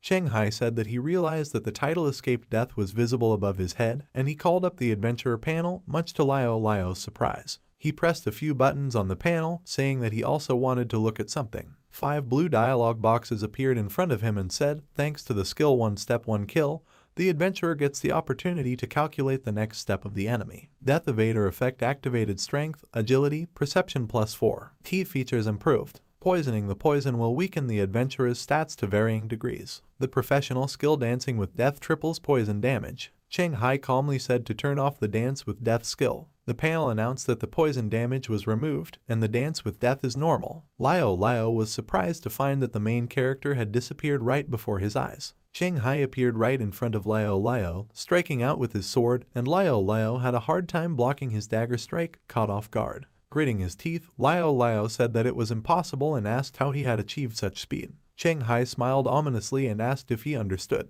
The main character instantly appeared behind Liao and slashed his back with his sword, causing him to cry out. He turned around angrily, brandishing his dagger, and shouted at him not to be conceited. Liao quickly stabbed the dagger in front of him, but there was no one there. Cheng Hai was behind him and said with a serious face that he was too slow to reach him that way. Liao gritted his teeth in rage, shouting that it was impossible because Cheng Hai was a normal lone wolf, and asking how he could be stronger than Liao if he had defeated a bunch of level 5 adventurers. The protagonist pierced Liao's chest from behind with his sword, and blood gushed out from his wound. Liao screamed in pain. Cheng Hai put his face close to Liao's ear and told him that nothing was impossible, and that he, wrapped in comfort, would never see the scenery that one who walks on the edge between life and death sees. To the protagonist's surprise, Liao grabbed the sword blade protruding from his chest with his hand. He turned to face the main character and said with a serious face that often those who can swim will still drown, and he won't get very far if he doesn't change his strategy. He explained that only by hunting those weaker than him would he be able to accumulate strength to compete with level 10 adventurers. Liao concluded that his path was the right one. Cheng Hai told him with a serious face that it might work for ordinary people, but for those who had already been on the edge, death wasn't the only option. He forcefully took out the sword from Liao's chest, and blood gushed out profusely. Liao fell to the ground in a pool of his own blood. The leader thought in surprise that Cheng Hai had defeated such a strong man. He was surprised when the main character turned in his direction. Cheng Hai smiled slightly and put his index finger to his lips, telling him to be quiet. Yingxiao Hospital. The main character is lying in a hospital bed, looking at the phone. A blue title is visible above his head. Zhu Mao entered the room, telling him that he was a lucky guy. The main character sat up in bed, asking why he was here. Zhu Mao explained as he got closer to the protagonist that when he first entered the dungeon, he encountered monsters that were immune to physical attacks, and the exit was blocked by scavenger vultures. Cheng Hai replied with a smile that he received the title of Death Incarnate. Zhu Mao sat down on the next bunk, crossed his legs, and told him with a smile not to forget that there is misfortune next to luck. He asked the main character how often level 5 adventurers encounter opponents that surpass them in strength. Zhu Mao held up his index finger and advised him not to reveal his title to others, because leaking information is disastrous for an adventurer, and it's not just monsters that adventurers should be wary of in dungeons. Laughing innocuously, Cheng Hai scratched the back of his head and said that he would remember. Looking at the main character with a smile and a cold look, Zhu Mao reflects that although the owner of the Banshee dungeon was declared dead by other survivors, but he can hardly believe that a person with his fighting skills and level was able to go through all this alone. The smile faded from Zhu Mao's face as he watched the main character press a button on the adventurer panel and remove his title, looking up in surprise. Cheng Hai turned to him and asked if there was anything on his face. Zhu Mao, getting up from his bunk, said no, and explained that he just remembered that the coach was coming back at the end of the month. As he approached the door of the ward, he told him to remember to return to training when he recovered from his injuries, and that he would soon move on to the next stage. The main character agreed, and Zhu Mao left the ward. Cheng Hai glanced at the empty cot next to him. He remembers asking the leader, who is lying on a nearby coin, at night that he no longer plans to be an adventurous strategist. The leader, putting his hands behind his head, replied that this trip made him realize that he can't become a legendary adventurer, and in a good way, his limit is level 1-5. He said that he would prefer to save energy and resources by not trying to reach level 6-10 and retire. He opened one eye, the leader looked at the main character, and said that he was not like that, and he had potential due to his ruthlessness. Cheng Hai asked with a smile why he was saying that. The leader replied with a smile that although the Lone Wolf title gave him a lot of privileges, it was all limited to the 10th level of the dungeon, and as for the 11-15 levels, his strength would not be enough. He explained that if he wants to become a legend, he needs to create his own team before he reaches the 10th level, otherwise he will be stuck at level 11-15 or be banned and lose all his opportunities. Cheng Hai lies alone in a hospital room during the day, hands behind his head, and thinks about the team. Coffee house. A hooded girl is sitting at the same table as a man in glasses and a business suit who is pulling something out of his jacket. He put 2 photographs on the table and said that the vultures who had killed his son were dead and their killer was among the survivors. This man is a rich man from Fujian, Cao Hua Wang. He asked her who she thought was the benefactor who had helped avenge his son. She silently glanced at the photos and pointed at Cheng Hai's photo. Morgue, Yunxiao Hospital. Box number 26 is shrouded in blue energy. A blue portal appears on it with a dialogue box that says Dungeon 16, 28, 22. The next day, Cheng Hai, dressed in white hospital clothes, sits on a bench outside. Someone called his name and he turned questioningly. 2 guys in t-shirts with sinister smiles were standing in front of him. The guy with the dark hair told him that he was Cheng Hai, who was in the Banshee Forest. The blonde-haired guy was flexing his fists. The guy with dark hair is a level 5 adventurer from the Bad Fist Brothers company from Yunxiao. He smiled unpleasantly, said that they were very interested in the items he had received, and asked what he could offer them. Cheng Hai calmly crossed his arms and said that the items were not for sale. The dark-haired guy paled in anger and the blonde-haired guy laughed, saying that he thought they were on a business proposition. Cheng Hai looked at them intently. A guy with dark hair sat down very close to the main character, putting his arm around his neck and, smiling maliciously, asked him to rephrase. He told him to give him what he found there. Cheng Hai calmly pulled his head away from the other's face. The guy demanded to do it quickly, threatening that otherwise he would regret it. A nurse wearing round glasses with 2 black pigtails appeared in front of them and shouted at them to get out and don't dare disturb their patients. The dark-haired man stood up and called for his companion to leave. The blonde-haired guy scratched his head in exasperation. They left, and Cheng Hai and the nurse watched them go. The nurse, with a serious face, with her hand on her chest, told the protagonist to tell her right away the next time they bothered him, and explained that her brother was a level 10 adventurer and they wouldn't go against her. Cheng Hai smiled awkwardly and thanked her. She started shaking his hand and said that she should thank him. Cheng Hai stared back at her in disbelief. Tears welled up behind her round glasses, and she said that her friend had died in that dungeon, and Cheng Hai had dealt with the villains who had killed him, and that she and her friend's family were extremely grateful to him. Cheng Hai replied with a smile, who would have thought it? The dialogue box on the morgue crate showed that the timer had reached 0, and the portal burst with blue energy. The entire hospital building was shrouded in blue energy. The nurse started to say something, but suddenly disappeared into thin air, leaving a blue holographic trail. Cheng Hai opened his mouth in surprise. Jumping up from the bench, he found people disappearing around him and the ground shrouded in blue energy. He shouted that it was a phenomenon of capturing people after a dungeon rampage. He was surprised to find that it had also started to disappear, shrouded in blue squares. He disappeared and found himself sitting on the ground. He rubbed the back of his head, complaining that it hurt. Looking in front of him, he froze in surprise when he saw, along with the other people who were accidentally dragged into the dungeon, a landscape with a head of land covered with tombstones all the way to the horizon. The dialogue box says, Cemetery, Level 5, Current applicants 20 out of 20, Exit conditions, kill 100 skeleton soldiers, Special conditions, survive for an hour. The crowd of people was surrounded by tombstones. The nurse, adjusting her glasses, shouted at them not to panic and explained that they were trapped in an entry-level dungeon. She asked them to open the adventurer panel and confirm the mission. She was hugging a frightened little boy, and people were looking at her with worried expressions. The guy with blue hair and shaved temples and the back of his head is the manager of the Yunxiao Adventurer Association, Judah. He held his cheek, clenching his teeth tightly, and thought about how he had come to treat a tooth and ended up in a dungeon. Cheng Hai tensely said, expand the panel. A dialogue box appeared in front of him, and he noticed in shock that this was a level 5 dungeon and a lot of people might die. A branch of the Yunxiao Adventurers Association. The man asks in surprise that people were dragged into the dungeon at Yunxiao Hospital and 20 people just disappeared.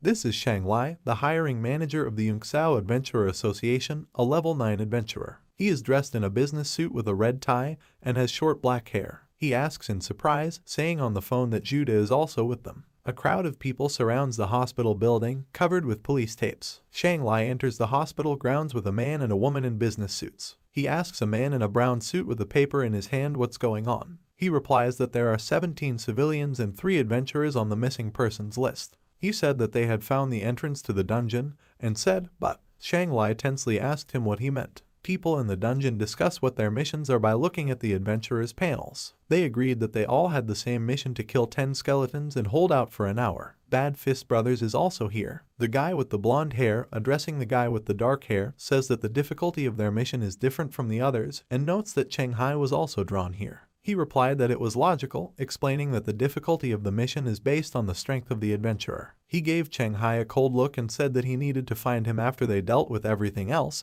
and that there were too many people here right now to just get close to him. The blonde-haired guy agreed. Cheng Hai raises his hand and shouts to the people around him to listen. Cheng Hai put his foot on a rock and, while holding a sword stuck in the ground in his other hand, shouted about how this dungeon was extremely dangerous, and told the others to pick up the weapons they saw on the ground, break up into groups of 3-5 people, and try to complete their exit missions as soon as possible. A guy with a shaved head with a smile asked the main character who he was, that he was giving orders here. The beefy guy in the blue shirt grinned and said that he thought he was doing this to steal their resources, the treasures of the dungeon. Due to the influence of adventurers who have become media personalities, many people think that there are hidden treasures in the dungeons, with which you can get rich and live comfortably for the rest of your days. The main character shouted in shock that this dungeon was really extremely dangerous. He was thinking that the two of them must have gone mad and were arguing with him without knowing anything about the dangers of the dungeon. The nurse pointed her index finger at Cheng Hai and shouted that he was quite a strong adventurer who had escaped from a very dangerous dungeon a few days ago. She explained that he had teamed up with other adventurers to deal with the people who were forcing newcomers into the dungeons and taking their resources. A voice in the crowd asked if this was true. A female voice said that she had actually seen the news about this case. Another voice explained that it happened at an abandoned construction site, where 2 people used the dungeon entrance found there to kill people and appropriate their resources, and that, according to rumors, they killed dozens of people. The nurse pointed at the main character with both hands and asked him to trust her. Cheng Hai thought that even though it wasn't entirely true, it would be enough to attract attention. Judah asked if this dungeon is really as dangerous as Cheng Hai says it is. He really thinks that ordinary people like them will be able to complete the quest and get out. He added that killing skeletons is very difficult, and that if everyone listens to him and breaks up into groups, then everything will end up with the younger ones joining together, and the old ones and those who are weaker will be left out of business. He asked if he was even thinking about what would happen to them. One voice in the crowd remarked that a dozen skeletons were not easy to deal with. Another agreed that it would be very difficult to deal with such a large number. Another voice asked if it would be safer to work together rather than split up. Another voice said that he had studied dungeon strategies online, and that other adventurers were saying that ordinary people should stick together at the dungeon entrance or stay where they are and wait for help. Another voice agreed and said that a lot of people died because they were wandering around the dungeon alone. Judah chuckled viciously, thinking that his brother-in-law was right to hire him to incite fools like these, and that he could only rely on a tongue-in-cheek attitude to get the experienced adventurers to protect him. He looks at the main character with a grin, thinking that if he thinks for a moment about the lives of all these people, he will immediately turn into their nanny. Cheng Hai exhaled and turned to the nurse and the little boy next to her, asking if they believed him. They nodded back. He turned and went, calling them to come with him,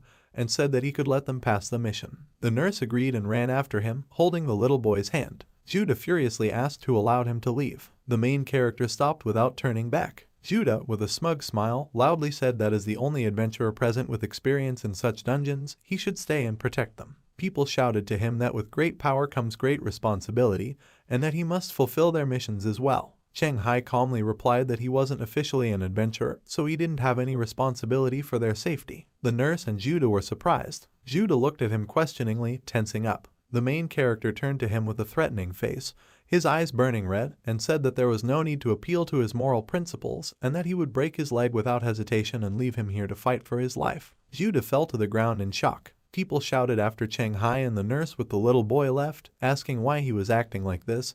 And shouldn't people protect those who are weaker? Another voice in the crowd shouted that he probably didn't become an official adventurer because of his low morale. One of the people in the crowd turned around and noticed the Bad Fist brothers leaving and asked where they were going. The dark-haired guy replied that they thought he was right, and that since one of the exit rules was survival for 1 hour, they would have a hard time. And for ordinary people, the right thing to do would be to complete their missions and get out of here as soon as possible. Turning away, the guy chuckled, thinking about who would agree to be someone's bodyguard for the sake of some kind of morality, adding that they were not fools. At the same time, Shanghai and a few people are standing in front of the door in the hospital building, which gave off a strong blue energy. Shanghai stared at her, his teeth clenched in surprise. The girl behind him, shielding her hand from the bright light, asked what was wrong with this dungeon. Gritting his teeth, Shanghai replied that the question wasn't what was wrong with him, but how many people would still be alive after that hour. The blue dialogue box shows a countdown that showed 53 minutes and 14 seconds, and a survivor counter that showed 20 out of 20. The blow severed the skeleton's skull. The dialogue box says, exit mission progress, 1 out of 100, remaining time, 50 minutes 36 seconds. Shanghai stands with the sword that he just used to chop off the skeleton's head.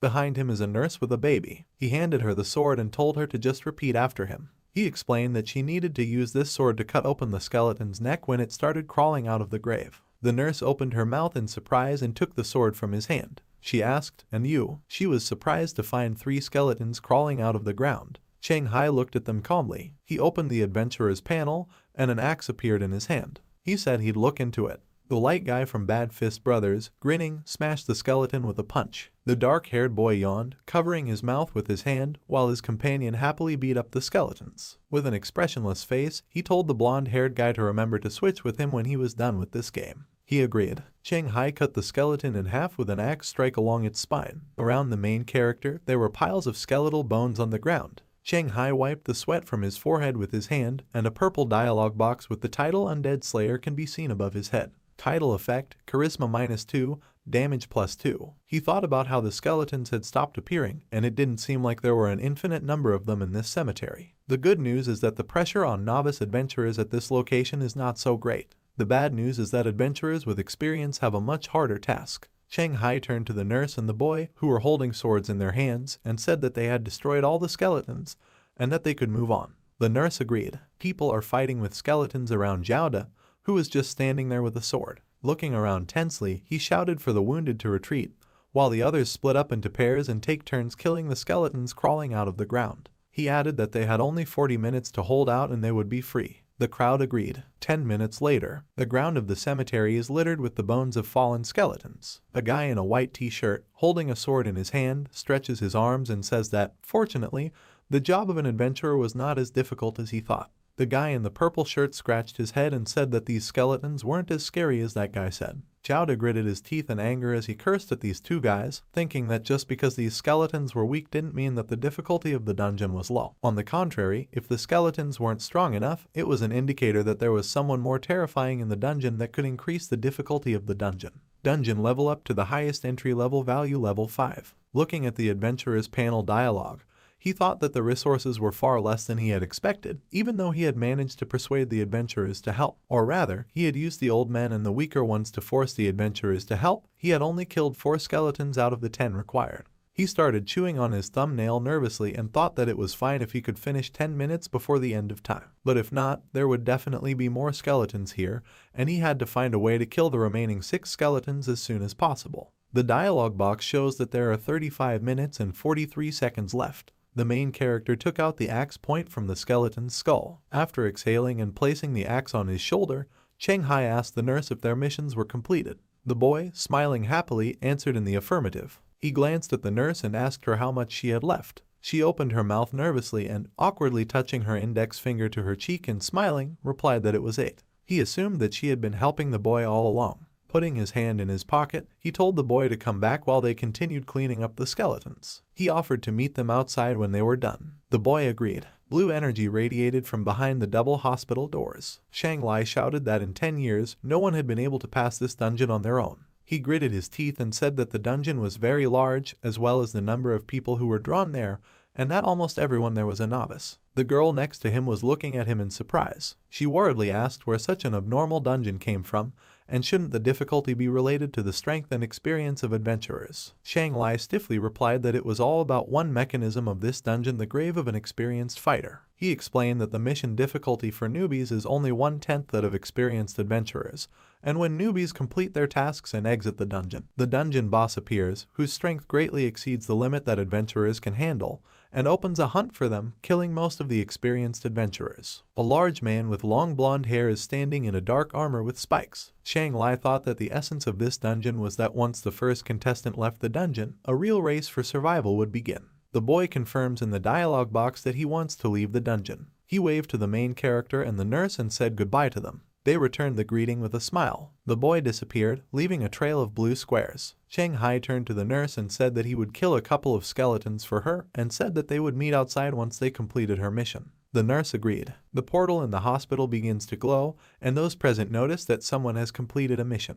A small boy comes out of the portal, which shocks Shanghai and the guy with the girl behind him. The blue dialogue box says, Adventurer 20 has left the graveyard dungeon. The second stage begins. Looking at the dialogue boxes in front of them, people in the crowd are surprised that someone has already left, express envy and ask what the second stage is. Youngda stares at the dialogue box in surprise, thinking that the essence of this dungeon is a race for survival, and what will happen now. He called out to the guys in the white t-shirt and purple shirt like Lu Ming and Wang Jiahe and told them to follow him. They looked back at him questioningly. The blonde guy from Bad Fist Brothers told his companion that someone had already completed a mission and left the dungeon, and asked him if he thought it was Shanghai Lai. The dark-haired guy said it was impossible because he was wearing a nurse and a baby, and it wasn't easy to find 100 skeletons. The blonde-haired guy scratched his head, asking who it was. The dark-haired boy turned in surprise and saw a silhouette on the cliff. On the cliff was a knight in dark spiked armor, sitting on a ghostly blue horse clad in similarly spiked armor. This is the Death Knight Claude with an unknown difficulty level. Youngda, Lu Min, and Wang Jian walk among the tombstones. The guy in the white t-shirt asked the guy in the purple shirt if it was okay for him to ask them to come with him, but he didn't explain anything. He added that they had traveled quite far,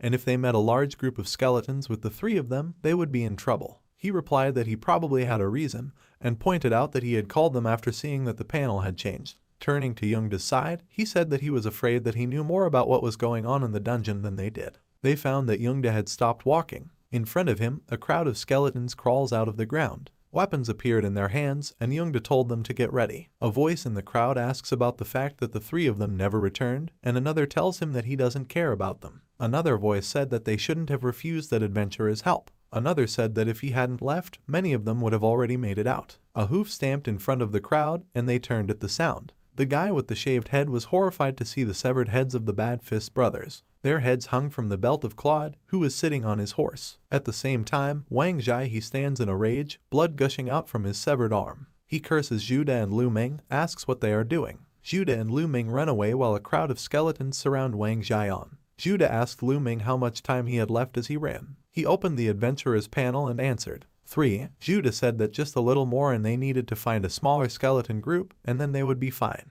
Lu Ming shouted that something was wrong and the number of survivors was decreasing, and something had happened in the camp. They stopped and looked back, and Juda asked what he was saying. Shanghai and the nurse fight off the skeletons with their backs to each other. The nurse asked the main character what the second phase was. Shanghai, chopping off the head of the skeleton in front of him, replied that perhaps the difficulty would increase or stronger monsters would appear. He told her not to worry about it and asked if she had completed the mission. She said she was going to take a look while opening the adventurer panel. She opened her mouth in surprise when she saw the dialogue box and shouted to the main character that something had happened and there were 4 of them left, and all the others were dead. Claude stands on a horse with a spear in his hand, surrounded by the bloodied bodies of adventurers. Claude looked towards the horizon and said, 2 on the left, 2 on the right. He charged forward on his horse, announcing that he would go to the left. Juda shouts that the dungeon boss has appeared, and if Lu Ming wants to survive, they must stick together and complete the mission before he finds them. Lu Ming furiously shouted that this was nonsense, asking how they could manage this mission together if they couldn't even manage it together with Wang Jai. Juda asked if he could understand the human language and shouted that they didn't have much time left to find the skeletons. Claude came into view, galloping towards them. He swung his spear,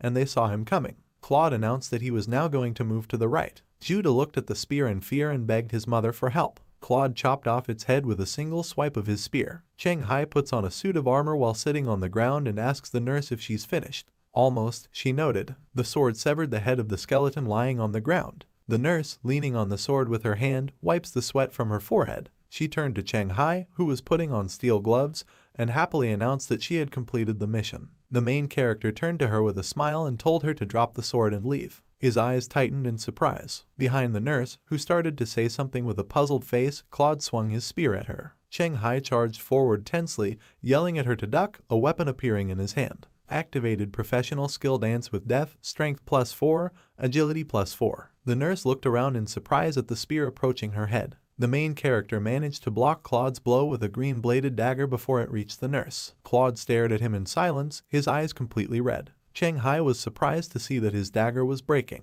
The force of the impact sent the protagonist and the nurse flying backwards. The blue dialogue box says, sword strength reduced to 0. Shanghai landed and looked in the direction of Claude approaching him. He noted its power as he stood in the clearing cloud of dust. A red dialogue box appeared, warning that the adventurer had encountered a dungeon boss. 5 more red dialogue boxes appeared in front of him, stating that the title Deathwalker had been activated. Perception increased to 18, and the hidden skill 1 step, 1 kill had been activated. Title awakened after death, dexterity, strength and perception +4. The adventurer will have a chance to strike before his powers are completely exhausted. The blue dialogue box says, "Good luck, adventurer." Gritting his teeth, Cheng Hai asked the nurse if she had heard him and told her to leave immediately. She shouted that she understood and that she would be waiting for him outside and he had to survive. The nurse disappeared, leaving a trail of blue squares. Cheng Hai took the sword stuck in the ground in his hand, standing in front of Claude. He took up a fighting stance, grabbing the sword with both hands, and said with a grin that it was finally just the two of them,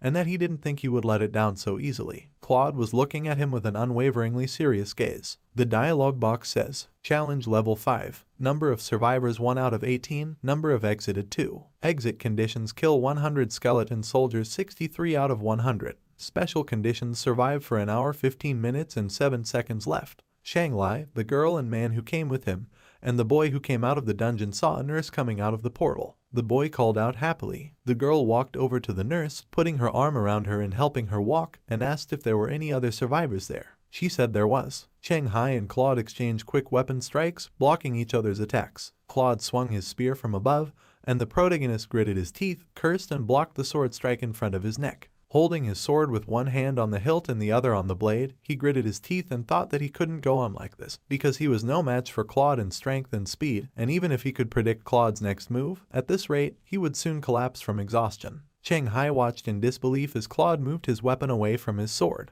Claude swung his spear again, and the protagonist gritted his teeth as he realized that the matter was bad, and he could neither dodge his attack nor block them. Claude's spear struck the protagonist's side, and he was sent flying back by the force of the impact. Claude chuckled viciously. He told the main character, who was sitting on the ground, leaning on his sword, that with such a difference in strength, he was only able to hold on for so long thanks to his tricks, and it was amazing. Cheng Hai looked up at him, blood coming out of his nose and mouth. He noticed that the man was talking to him, and decided that this wasn't the time to think about it. The protagonist gritted his teeth, thinking that he needed to think about what he should do. He looked towards Claude, who was approaching at a slow pace, and thought about how he definitely wouldn't let him live. The clock with the pause button showed 5-3. Shanghai announced with a tense face that it was over. He said to summarize the situation for his colleagues in Jiangsu and report that only 2 of the 17 civilians had survived, and there were no survivors among the 3 adventurers. The boy was holding on to the nurse, who was standing there with a worried expression on her face. She called out to him, asking if it was too early to draw such conclusions, adding that it had only been 5 minutes. The boy agreed with her. Shanghai stopped them with a hand gesture and said that he understood their feelings, but asked them to remove their rose-colored glasses. He glanced at the dungeon entrance and said that he wasn't sure if a level 9 adventurer would be able to defeat the boss that was in that dungeon, much less alone.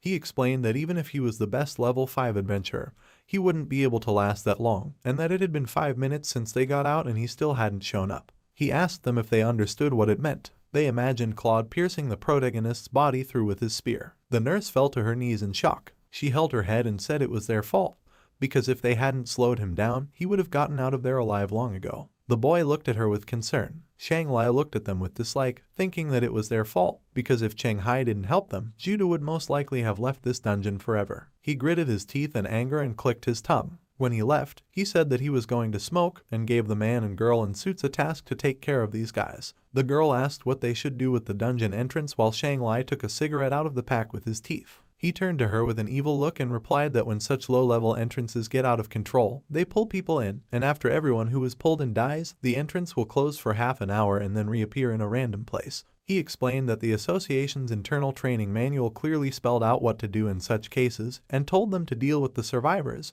and the rest would resolve itself. As he left, he said that if they cared so much about it, they could wait for the outcome. The girl agreed. Claude is holding his spear, which has Shanghai hanging from it, pierced through the chest. The main character has a broken sword in his hand, and blood is coming out of the wound. Chuckling, Claude tells him that he's good. Shanghai said nothing. Claude swung his spear to throw it to the side, and it fell to the ground. Raising the spear to his head with one hand, he said that he was looking forward to it joining him when he turned into a ghost. The spear in Claude's hand was filled with dark purple energy. The spear in his hand turns into a sword, shrouded in purple energy. Turning around, Claude swung his sword in front of him, and a purple portal opened up in front of him. He and his horse entered it. Lying motionless on the ground, Cheng Hai noted that his plan had worked and thought about how his body was valuable to Claude and how he needed to use the gift of death before he returned. The protagonist's eyes begin to close. The blue dialogue box says, "Hint advice to the host to use the gift the dead can't kill me." The following dialogue box reported that death immunity was activated.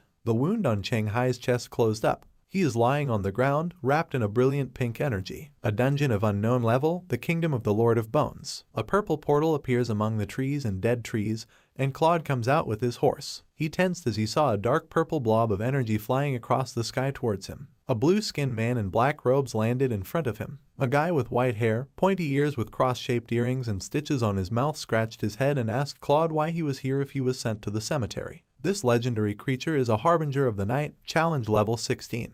He thought about how it was a waste of time, and he thought that he was here at the invitation of the Lord of Bones. Claude put away his sword and said that he had encountered a newbie adventurer, and that making him a mere skeleton would be too wasteful, and he wanted to ask the Overlord for the Black Knight crown to send him to the reserve. Harbinger of Night scratched his head, grinned, and said that if he remembered correctly, access to the graveyard only opens at the 5th level, and previously beginners regardless of title did not get there. He asked if he was confident that he would become a legend. Cheng Hai propped himself up with a hand on his chest and said that it really was too risky, and if Claude hadn't left on his own initiative, even with the extra life, he wouldn't have had a chance. He paid attention to the dialogue boxes and noticed that it says that a special condition is met, and asked why there is no exit window from the dungeon. Frowning, he realized that without completing the skeleton quest, he wouldn't be able to get out. Taking out his sword, the protagonist said to hurry up before Claude realized that he was still alive. Half an hour later, the nurse and the boy look at the entrance to the dungeon, and she shouts that the entrance is not closed, which means that Cheng Hai is still fighting and he is still alive. The girl in the suit shouted that she would call the boss. Shang Lai is sitting on the stairs and smoking a cigarette. He thinks with a tense face that she died in the dungeon, and her sister will definitely blame the survivors for everything. A girl in a suit called out to him from the stairs above, and he looked at her questioningly. He asked me what the panic was about. The girl shouted that the entrance to the dungeon still hadn't closed, even though the time was long out. Shang Lai opened his mouth in surprise. Cheng Hai stands surrounded by the bones of fallen skeletons. Breathing heavily, he opens the adventurer panel. The dialogue box says, "Hint, relationship resolution. Friendly reminder, some issues need to be resolved separately." The main character says that he wants to try and clicks on the confirmation button. The dialogue box indicates that the calculation is underway. A yellow dialogue box appears in front of it, which says, "Payment completed. Only you at level 4 managed to survive in the hands of a legendary spirit. Even though your gift has played a decisive role in this, it does not detract from your merits in any way. You are on your way to becoming a legend. Received a new title, Wonder Survivor. Received a new title, Battle with Legend. Received a new title, Opportunist. New title gained, Overdose. Undead. Received a hidden skill, Heroic Knight Badge. Obtained a hidden skill, the exclusive Fake Death skill. Received an invitation letter to the Lord of Bones dinner party. Received a rare item upgrade coupon 1. Rare items obtained, Sword, Dread Flute. Obtained an epic miracle item, Knight's Helmet Claude." Rubbing his chin thoughtfully, Cheng Hai notes that the boss name is Claude and he has a legendary level. He thought that if he remembered correctly, creatures of this level were only found in the corresponding dungeons, and wondered where such a boss would come from in the 5th level graveyard. The main character said that Claude was incredibly strong and asked if anyone had passed this dungeon before other than cheaters like him. He pressed the button confirming his desire to leave the dungeon. Shang Lai looked at the dungeon entrance in surprise. The girl pointed at him and asked him to look at it. She asked if this meant that low-level dungeons continued to exist even after there were no survivors left. Shang Lai replied with a tense face that there were two options. First, an adventurer who was involved in the dungeon completed the main task but not the escape task, and second, an improved dungeon. The nurse, hands clasped in front of her, shouted that this was probably the first option. The boy supported her and shouted that this was the first option. Shang Lai replied that it was impossible, because the graveyard had long been defined by the World Adventurer Association as practically impossible to pass, and that he believed that something inside the dungeon itself had somehow affected it, so its characteristics had changed. The nurse and the boy were angry. The entrance to the dungeon began to glow, and the boy happily shouted that someone was coming out. Cheng Hai walked out of the portal with a questioning expression on his face. The nurse happily shouted that it was indeed Cheng Hai. There are tears of joy in her eyes. Cheng Hai scratched his head and calmly noted that they were still here. Shang Lai clenched his teeth in rage, thinking about what kind of tricks this was. A nurse with a worried face told the protagonist that they were worried to death about him, and if he didn't manage to get out of the dungeon because of her, she would feel guilty for the rest of her life. Chang Hai scratched his head and replied that it wasn't that bad. Looking at them with a serious face, Shang Lai noticed that he had cleared almost the entire dungeon by himself. Castle of the Lord of Bones. In a wide room, a dark silhouette sits on a throne that stands on a raised platform. Claude is standing in front of him, propped up on one knee. The Lord of Bones noted that it was the first time Claude had decided to meet him since he sent him to the graveyard.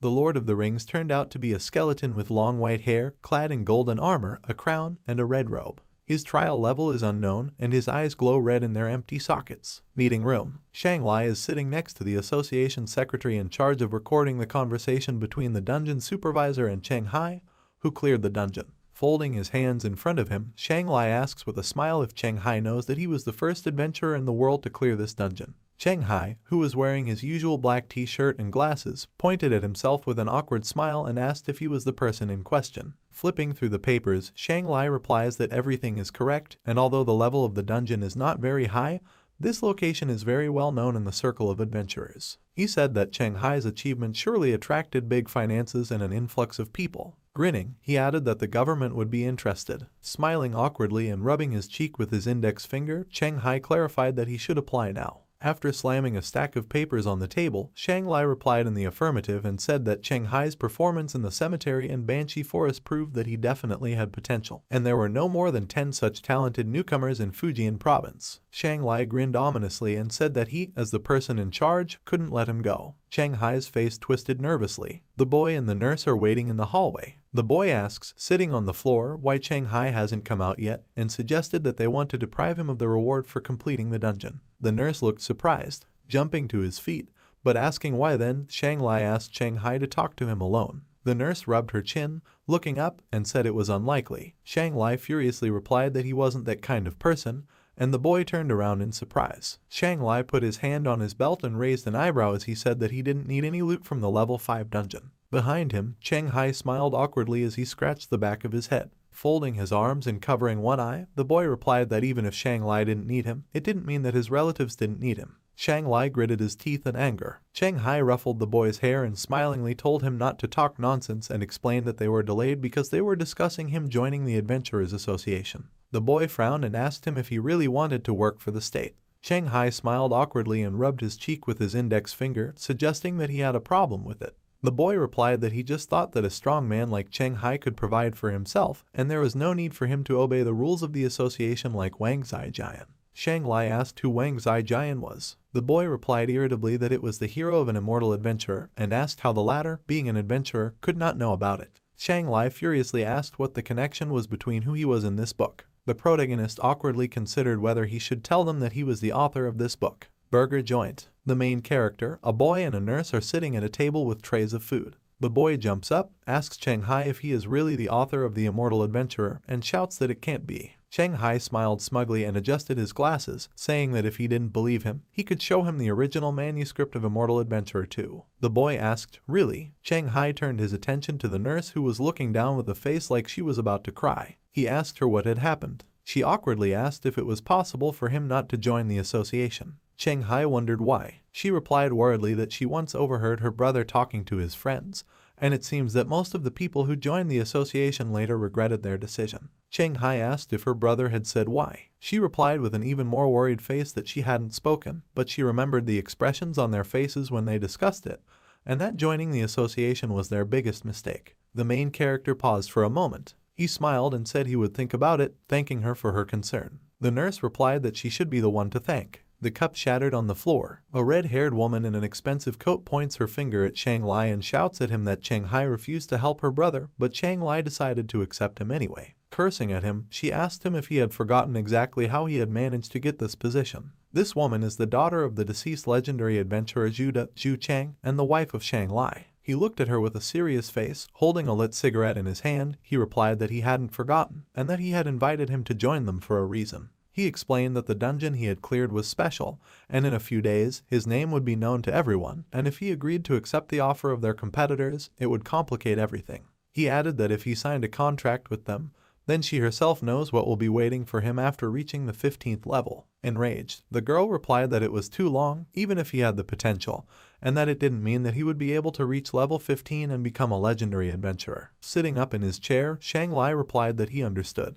He stubbed out his cigarette and said they'd just get rid of him. Apartment, night. In a dark room, a guy with long, disheveled black hair is sitting at a computer. On its screen is a message stating that the sender has valuable information about the cemetery. In the next message, the interlocutor says that the offer will be valid for about 3 days and asks how much they will be willing to pay. The guy raised an eyebrow, looked up thoughtfully, chewed on his fingernail, and asked aloud if the information about this place hadn't been known for a long time. This is the hacker and purveyor of dungeon information, Lao Wang. He wrote a reply message asking for a hint because he wants to find out if he is interested in this information. The man replied that someone had cleaned out the cemetery a couple of hours ago. Shang Lai, who was sitting at his laptop, calmly turned to Zhu Chang and said that was all. The girl leaned over her laptop, still looking furious, and asked if he was sure. Shang Lai glanced at the laptop with a smirk and explained that while the reward for completing a level 5 dungeon might be nothing in the eyes of adventurers, for more experienced level 6-10 adventurers who have a constant problem with running out of resources, this information is very valuable. He said that in adventurer circles, it was normal to use the services of such guys to search for information about dungeons, and you just need to leak information about Shanghai on the black market, and adventurers from all the nearby provinces will rush to search for him who will avenge her brother. On the laptop screen, Lao Wang replied that he was willing to exchange the information for other information or for 15 units of gold from the black market. Shang Lai replied that he would send the necessary information. Sitting in the cinema hall is a level 7 adventurer, Gao Changyun, a wanted-to-rank criminal. He looks into an old push-button phone, which says that the sender has just received information about a novice adventurer who has passed a level 5 dungeon that no one has ever managed to pass before. The message declares a condition of 50%. Gao Changyun smiled crazily. Shanghai is talking on the phone with a cup in his hand. He asks that his personal data will be entered into the official system within 3 days. Shang Lai smokes on the balcony and asks him if he's from Dongshan, and offers to find him a temporary place to start so that Shanghai doesn't have to wander around for a few days. Shanghai refused, explaining that he would go to Dongshan on business and return here in a couple of days. The nurse looked at him worriedly, and the boy raised an eyebrow. Shang Lai smiled slightly with a cigarette in his hands and said that they would see each other in 3 days. He hung up the phone and looked off into the distance with a serious face, adding in his mind, if he's still alive by then. The next day, Dongshan. Shanghai stands in his house with a backpack in his hands, looking at the entrance to the dungeon, which has become noticeably wider. He said that he hadn't seen him for a few days, and asked how he should feel about the dungeon entrance getting bigger. The main character walked up to the dungeon entrance and extended his hand towards it. A bolt of energy pushed his hand away. A red dialogue box appeared, stating that if his level is lower than 6th, then he can't enter the dungeon. Looking at the dialogue box, the main character said that it turns out that the dungeon is now only available for adventurers from the 6th to the 11th levels. He judged that he was currently at level 5, and according to his previous leveling speed, he would need to complete 1-2 more level 5 dungeons to advance to level 6. Shanghai is sitting on the sofa with his legs crossed, flipping through his phone, and says that last time he browsed the forum, he remembered that there is a level 5 dungeon in Dongshan where people are recruited. He said that he was lucky and it is still relevant. On the phone screen, it said, having adventurers from the association to help with the process, no vultures, level 5 dungeon goblin crypt. We recruit thugs and interested private traders. Shanghai typed out a question about what the recruitment conditions were. The person in the chat told him that he needed to have experience clearing level 5 dungeons, have a combat role or command title, and sign a temporary contract. And after leaving the dungeon, according to the amount of the contribution, the payment is 3-to-1 in relation to the price of gold coins on the black market. Zhu Mao, wiping his sweat with a towel in the gym, asks over the phone why Shanghai is asking him about black market gold coins. The main character replied with a smirk that he was looking through the forum and found that when adventurers on the forum trade with each other, they don't use cash, so he was curious about what gold coins they were talking about. Sitting down on a bench and taking out a bottle of water from his bag, Zhu Mao replied that, with the exception of low-level dungeon entrances and various drops, one of the most common currencies to pay for anything is black market gold coins. Shanghai looked up thoughtfully, clutching his chin, and asked what was so special about them and why they couldn't just be paid in cash. Zhu Mao, holding the bottle to his lips, replied that gold coins were quite common in level 10 and higher dungeons, and that he had asked the trainer about it before. He said they were quite useful in high-level dungeons, but he didn't say what exactly. Shanghai smiled and said that he understood and asked where adventurers whose level is lower than 10th get these coins, adding that he also needs a little. He replied that he could try to sell some of the dropped items and asked if he had anything to sell. He added that he could take him to the local ghost market. The main character happily replied that there was, and thanked Zhu Mao. A city street with lots of signs, full of people. Zhu Mao and Shanghai walked down the street. Zhu Mao says that the ghost market is open from 2 to 4 in the morning every Monday, and that there are a lot of people here, but the share of adventurers is 1/10, if not less. He explained that sellers here often sell fakes, taking advantage of the fact that those who are not adventurers can easily be deceived. They looked at the jars of liquids that looked like potions. Shanghai smiled awkwardly and said that this place was a bit like an antique market. Zhu Mao chuckled and agreed. As he left, Zhu Mao raised his hand in a parting gesture and told the protagonist not to rush to sell everything at once, but to walk around and ask prices first and then make deals. He explained that he had some business to attend to, so he wasn't going with him. Shanghai agreed. He scratched the back of his head as he watched him go. With a slight smile, he said that he thought he wasn't a bad guy. Then, he decided that he needed to hurry up. He glanced at the man with earrings who was selling the loot from the cobbled mine, bones for 2 yuan, skulls for 5 yuan, and bone fragments for 1 yuan. Looking in the other direction, he saw a display of swords that read, "Top quality products, only today prices are reduced." A plump man was loudly announcing his wares, arms spread wide. Looking in the other direction again, he saw someone selling stones. Then he noticed a man in a cap sitting on a newspaper with a purchase sign in front of him. The man was wearing a gray jacket, gray pants and a blue cap, and had a beard on his face. His head was tilted down, making it impossible to see his face. On the paper in front of him was written, "Buy. Preference is given to items from low-level dungeons with female subjects that can attract their attention and cause damage to them." Shanghai, reading the inscription, thought that according to the description, he intended to go to the Banshee Forest. The man asked if he had what he needed. Shanghai thought about the fact that he had a banshee summoning harmonica and a special sword that was oiled. The main character folded his arms, replied that there was, and asked what price he was willing to pay. The man smiled broadly, raised his head to look at Shanghai, reached out to adjust the visor of his cap, and asked for a look, and then he would tell him the price. Shanghai turned around and indifferently said that he would go home to get the goods and come back in half an hour, and told him to wait for him here. The man replied that he should hurry up, because if he received other offers during this time, he would accept them. The main character replied that he understood. Shanghai gave the man a harmonica and a sword. I look at the harmonica, and the man says it really can attract a banshee, and he's willing to give me 6 gold coins for it. The main character smiled happily. The man stared thoughtfully at the sword. Shanghai held up his index finger and smiled, explaining that this sword has a sacred attribute that gives +2 damage to evil creatures, and it is effective against the banshee's immunity to physical damage. The man said it was interesting. He offered to give him 8 gold coins for the sword and showed him the phone screen. The man told him to add him as a friend so that in the future it would be easier to conduct transactions. Smiling broadly and looking at his phone, Shanghai agreed. The payment confirmation came on the screen, and Shanghai left, looking at the bag of coins with a smile. The man waved after him, wishing him luck with a smile. The man continues to stare after him and then smiles ominously. This man was a level 7 adventurer, Gao Chengyun, a wanted rank criminal. He said he forgot to take precautions and the cemetery was cleared. Park Day. His wristwatch says 10 hours and 57 minutes, and the guy asks that it's been more than an hour, and the guy called Phil not home. Deciding that he wouldn't wait for him, the guy wearing a blue sweatshirt clapped his hands and greeted the audience, introducing himself as Xiao Zai, the owner of the 5th level Dungeon Goblin Crypt. Pointed to the left and said that on his left was Miss Lin, an adventurer from the association, and explained that she was mentioned on the official website, so they shouldn't worry about vultures. Lin was standing with her hand raised at face level, dressed in a business suit. She has black hair pulled back in a thin, long ponytail. A man in a black t-shirt, vest, and white forehead patch asked if she had been dipped in ink. Xiao Zai pointed at the 3 men and said that it wasn't their first time joining him, and they were veterans with strong personalities. Behind the man in the blindfold was a man in a white sweater and a plump man in a blue jacket.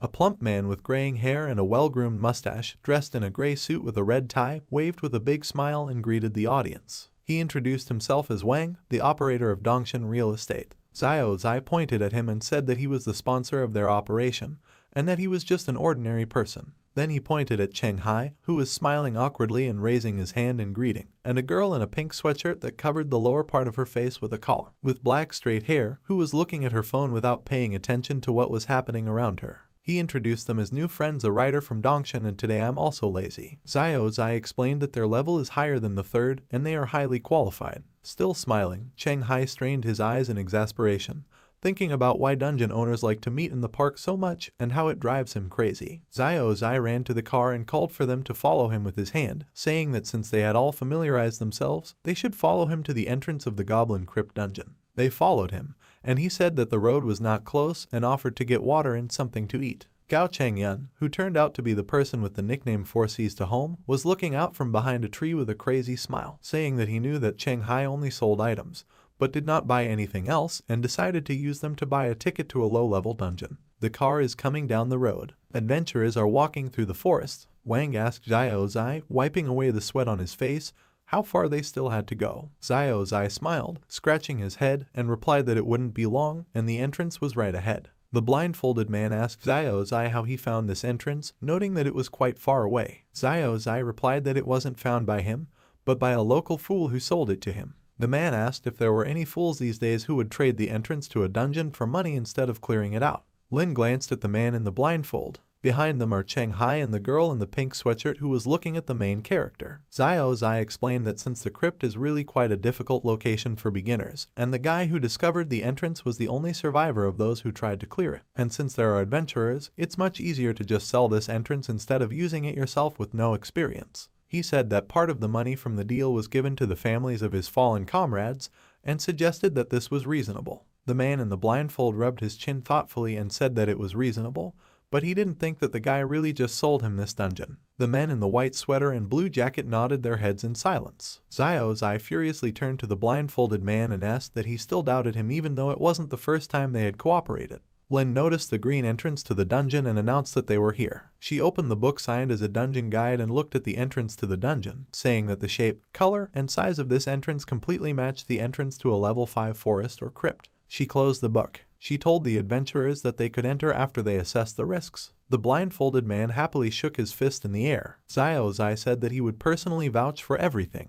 They started entering the dungeon one by one. Xiao Zai stopped Cheng Hai and the girl in the pink sweatshirt by blocking their path with his hand. Turning his head to them, he said that he had double-checked it and everything should be fine. He said that their father would protect Mr. Wang and asked if they had any objections, adding that the cheapness of the tickets for the two of them was due to him. Vaughn scratched the back of his head, smiling awkwardly as he patted his stomach, and said that he would share the meat with them. Cheng Hai and the girl were silent for a moment. The girl asked what about the exit. She said that the main task is the same for everyone, but her mission is to escape. Xiao Zai raised an eyebrow and smirked, saying that they would prioritize completing her mission and then deal with the rest. She said that then she would have no objections to entering the dungeon, and the reward from the main mission would be enough for her. The main character said that he has too. Cheng Hai came out on the other side of the passageway in the forest, where the adventurers were already looking into their adventurer panels. The man with the blindfold asked the men in the jacket and sweater what their mission was, to which they replied that their mission was to kill 2 goblins. The man in the blindfold replied that it seems that everyone has the same type of task, the only difference is in the number. Xiao Zai explained to Wang as he pointed at the adventurers panel that the missions in this dungeon are given out based on the level,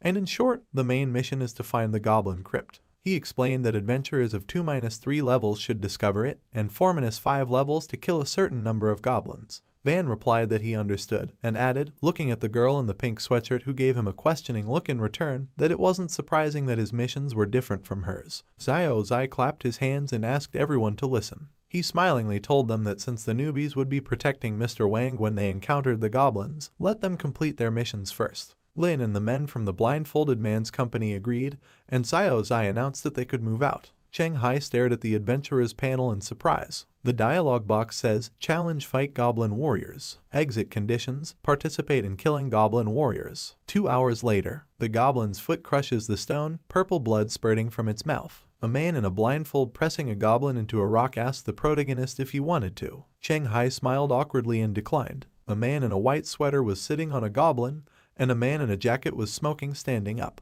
Vaughn, wiping his sweat with a handkerchief, asked if these were the level 5 dungeon monsters, saying that they didn't seem all that strong. Lighting a cigarette in his mouth, the man in the blindfold explained that this was because these goblins were ordinary mobs, and the most difficult bosses were probably hidden in the depths of the crypt. He turned to him with a lit cigarette and said that it usually takes 3 to 5 veterans to defeat the boss in the crypt, and normal goblins aren't a problem for them as long as their numbers don't exceed the limit. Van smiled, eyes wide, and said he understood. He said they could handle it if there were only a couple of goblins in the crypt. Xiao Zai replied that of course they could handle it, but as far as they knew, the number of goblin warriors didn't exceed 1 per crypt. Somewhere in the forest there is a cave, inside which it is dark. Xiao Zai said that there was only one known case of running into twin goblins, but he doubted that it would happen again. Wang chuckled and said that he was calm then. Inside the cave, you can see a large goblin with huge fangs and gold earrings. This is a goblin warrior, challenge level 5. Behind him is an unknown figure with eyes glowing red, and the only thing known about this figure is that its challenge level is 5. A crowd of goblins armed with swords and clubs rush to attack. A man in a blindfold, armed with a long-handled mace, which he holds in both hands, urged not to let the goblins escape. The man in the jacket was standing in a fighting stance, armed with brass knuckles. The man in the white sweater and the man in the jacket agreed and charged. Lin said it was bad, and Xiao Zai looked at her questioningly. He asked her what she was talking about. She replied that since they had entered the crypt, they had already encountered 4 waves of goblins, and they were all very simple warriors, but they had not gone deep inside, and there were abnormally many mobs in this dungeon. The men successfully fight the goblins attacking them. Lin said tensely that they might have hit the jackpot. The girl in the pink sweatshirt asked Wang, who was wiping his face with a handkerchief, why he was so desperate to become an adventurer when he had so much money. She said that if he didn't want to miss the opportunity to enter the dungeons, he could just become a sponsor for a couple of adventurers. Vaughn smiled awkwardly and scratched the back of his head, saying that he was ashamed to admit, but mostly he wanted to become an adventurer to lose weight. The girl was shocked by this response. Raising an eyebrow, she asked what the connection was between losing weight and all these risks. Wang's eyes flashed and he clenched his fists in front of him, explaining that he had interviewed a couple of people he knew in the profession, and they all said that meditation practices didn't require any physical effort, but also helped you become stronger and leaner. He asked her if she didn't think that adventurer meditation training was the perfect weight loss option for those who had a lot of money and no time for exercise. The girl's face turned blue from shock and, looking away, she noted that he spends so much money just to lose weight and said that they, the rich, are really difficult to understand. Cheng Hai appeared behind them and asked what they were talking about. He smiled awkwardly in his mail shirt and asked if he could go with them. Vaughn's eyes twinkled, and when he noticed that the man had prepared a chainmail suit, he said that he really was a true professional. He gave a thumbs-up gesture of approval. The girl was surprised to ask the main character if he dressed up like this every time he went down to the dungeon. Stretching his arms, Oni replied that he would have just died in the dungeon last time without the chainmail,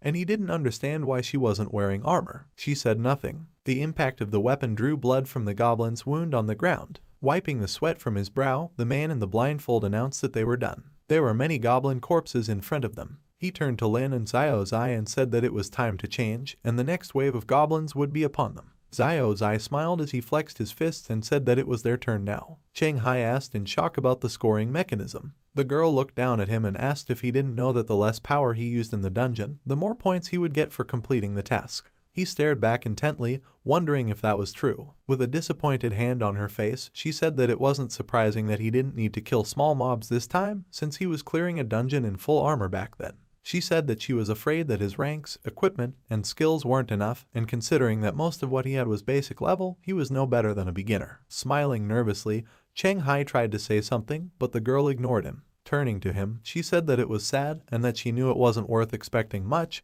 but she didn't expect it to be so bad. She concluded that they had not one, but 2 newcomers in need of protection. The man in the blindfold interrupted their conversation and said they would chat later. He beckoned to them with a wave of his hand and told them that the goblin squad that had blocked their path had been destroyed and they could move on. The main character was happy and went ahead. 10 minutes later, they were in front of 3 tunnels. Xiao Zai asked why there were 3 forks here, and shouldn't there be 2 in a 5th level bridge. Lin said that it seems that her previous fears were correct and they encountered a bug. She explained that this information about dungeons is not yet publicly available, and on average, in 1 out of 50 low-level dungeons, there is a moment when the actual difficulty exceeds or greatly exceeds the stated one. She explained that this is a bug. She said that there are 3 possible bugs. The first one is to increase the number of mobs. The second is to increase the number of bosses. The third is to increase the boss's strength. She held up 3 fingers and said that what they were facing was more like the first option. Cheng Hai held his chin and raised an eyebrow thoughtfully, thinking that if her words were to be believed, then the problems he had encountered in the past dungeons. Vaughn anxiously asked Lin about the fact that if they went any further, they would run the risk of running into even more mobs. She replied that it was true. Vaughn held up his palms and smiled awkwardly, noting that it was dangerous, and suggested that he forget about it and just go back, adding that he wanted to become an adventurer. Xiao Zai shouted that he couldn't go back. Smiling and spreading his arms, he said that the number of mobs had exceeded everyone's expectations, but the boss's strength was probably still the same, and their task was not to kill all the goblins in the crypt. He said that they would just find the boss, kill them before the small goblins noticed them, and that it was no different from a normal mission. The man in the blindfold looked at him thoughtfully. Vaughn opened his mouth in surprise, and the girl raised an eyebrow. The girl frowned and said that the boss' strength hadn't changed just in his imagination, and if he was wrong, it wouldn't be possible to deal with him quickly. She added that if mob reinforcements arrived at this point, they would all die here. Zai asked in displeasure if she was suggesting that we just give up and miss out on the opportunity to pass the dungeon. He told her that if she wasn't ready to take that risk, she should change her occupation and become a courier of some sort. The girl responded furiously, asking if the risk was too great, and said that challenging a dungeon that has a higher difficulty level than stated and that there is no clear information about is called suicide. The man in the blindfold asked if he could ask a question, and Lin turned to him. He asked if the reward for a bug dungeon was higher than for a normal one. She replied that it all depends on how much the actual complexity differs from the stated one. Lin said that it was rumored that even level 14-15 adventurers were sometimes willing to clear out such dungeons. To Zio's eyes and the girl's bewilderment, a hand was raised and Cheng Hai asked why not. Smiling awkwardly, he suggested that they just vote on whether to stay or come back. After a moment's thought, the man in the blindfold replied that it was a good idea and offered to vote. Zio's eye irritably shouted at the girl to leave and no one was keeping her here. The girl was angry. Raising his hand, Lin said to raise your hand to those who want to stay. The man in the blindfold, the man in the jacket, and the man in the sweater all raised their hands. Zio's eye raised his hand. Vaughn stood awkwardly still, not raising his hand. The girl waved her head, hands in her pocket, thinking that they were a team of fools without any risk assessment. Suddenly, her eyes snapped open and she glared furiously away, pointing her finger at the main character, who raised his hand with a ridiculous smile and shouted where he was going. She said those guys were at least level enough to fight and she could understand them, but his strength was no good, so she asked him what he was up to. He said he wanted to try. Zio's eye smiled and told Wang that since everyone had made their choice, it was time to say goodbye and said that he would return the money to Wang later. Wang shook his hand and declined, saying that he was happy to cooperate. The girl called out to Wang, who turned around in surprise. He ran after her, asking her to wait. The others turned to watch them go. A man with a bandage on his forehead and Zio's eye are looking inside one of the forks, wondering which way to go. A man with a bandage on his forehead says he thinks it's better to go to the right. Zio's eye smiled and flexed his wrist, offering to solve the problem with a game of rock, paper, scissors. They smirk as they bring their hand up behind them, holding onto their wrist. The man asks what they will do if there is a draw. Zio's eye replies that then they will enter the passage in the middle. The man agreed. The man in the sweater was looking at them, smiling awkwardly. A plump man in a blazer stood quietly with his eyes closed. Cheng Hai and Lin looked at them accusingly. They started counting down, and the man threw a rock and Zio's eye threw a paper. Zio's eye happily waved his hands up, and the man with a bandage on his forehead gritted his teeth and looked at his hand with 2 fingers outstretched, saying that he felt that it was worth throwing the scissors. Lin turned to the main character and told him not to climb when the boss appeared. She told him that his job was to get rid of mobs so that they wouldn't interfere with them. Cheng Hai grinned, showing off his biceps, and agreed. A girl in a pink jacket and Van are walking through the forest. Van walks behind her. He called out to her awkwardly, his hand outstretched, and she turned questioningly. Vaughn asked why she didn't like them so much, and if this dungeon was really that dangerous. The girl frowned and asked why he thought she didn't like them. Vaughn smiled as he scratched his head and said that he was a businessman, so he was a good judge of character. The girl pointed her finger at the red title above her head. Her title is a warning of danger. She said that she refused because of the title, and its effect is to tell the owner that danger is ahead. The girl explained that earlier in the crypt, she used it and found that there were 2 entities that pose a mortal danger to her. She remembers standing behind the others and seeing 2 bright red lights ahead. The girl said that when combined with the information that the association member had provided, it could be concluded that this dungeon was an incredibly rare and dangerous 2-boss dungeon, and that it should not be forgotten that it took 3 to 5 adventurers of the same level to complete a single boss. The girl held up her hand. She said that was why they couldn't beat the 2 bosses. Wiping the sweat from his face with a handkerchief, Wang asked why she hadn't told them about this. Closing one eye and raising an eyebrow, the girl replied that if she told them, all the black information merchants would have information about her and her title tomorrow. Turning away, she asked why she had to sacrifice her own interests to keep them alive. She explained that, as their temporary teammate, she tried her best to convince them, and that it wasn't her fault that they decided not to listen to her. Vaughn smiled awkwardly and asked why she had told him about this. The girl replied that she wouldn't hurt him, because he wasn't much of an adventurer and didn't need the money to turn her over to a merchant, and there was simply no one to tell him about her. Van said he understood. She continued walking, but suddenly Vaughn noticed that she hadn't stopped walking. He asked her why she had stopped.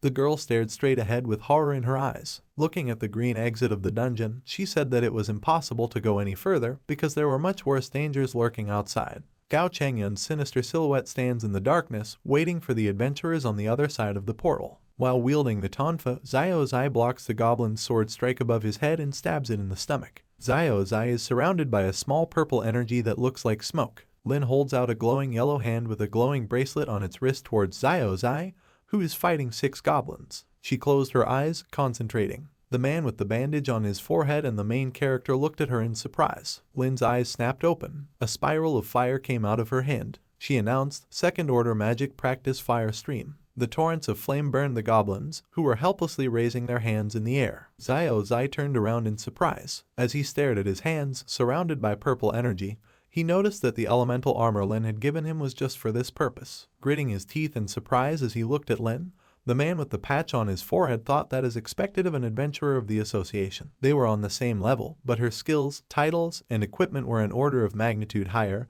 and her level of preparation for the task was incredible. The burnt goblin falls to the ground. Xiao Zai stands untouched, surrounded by goblins lying on the ground. He gave Lin a thumbs up with a smile, complimenting her on her excellent work. Lin exhaled, wiping the sweat from her brow. She adjusted the bracelet and told the man in the blindfold and his team that the next wave of goblins was staying on them. They nervously and loudly agreed. A goblin with large gold rings in its ears smiled ominously. Cheng Hai noticed the red dialogue box that appeared in front of him. It says that when an unregistered boss appears, the overall rating of the dungeon will increase. Xiao Zai turned around when he saw the enemy approaching. In front of him was a goblin shaman, test level 6. On his head was a large animal skull with horns, and he was leaning on a staff with skulls. Behind the goblin shaman were many goblin warriors. Xiao Zai asked if it was the boss, noting that it was slightly different from normal goblins. Gritting his teeth tightly, the man with the patch on his forehead said that maybe not, because he was so small that he was lost in the background of ordinary goblins. Lin tensely opened her eyes wide and left them.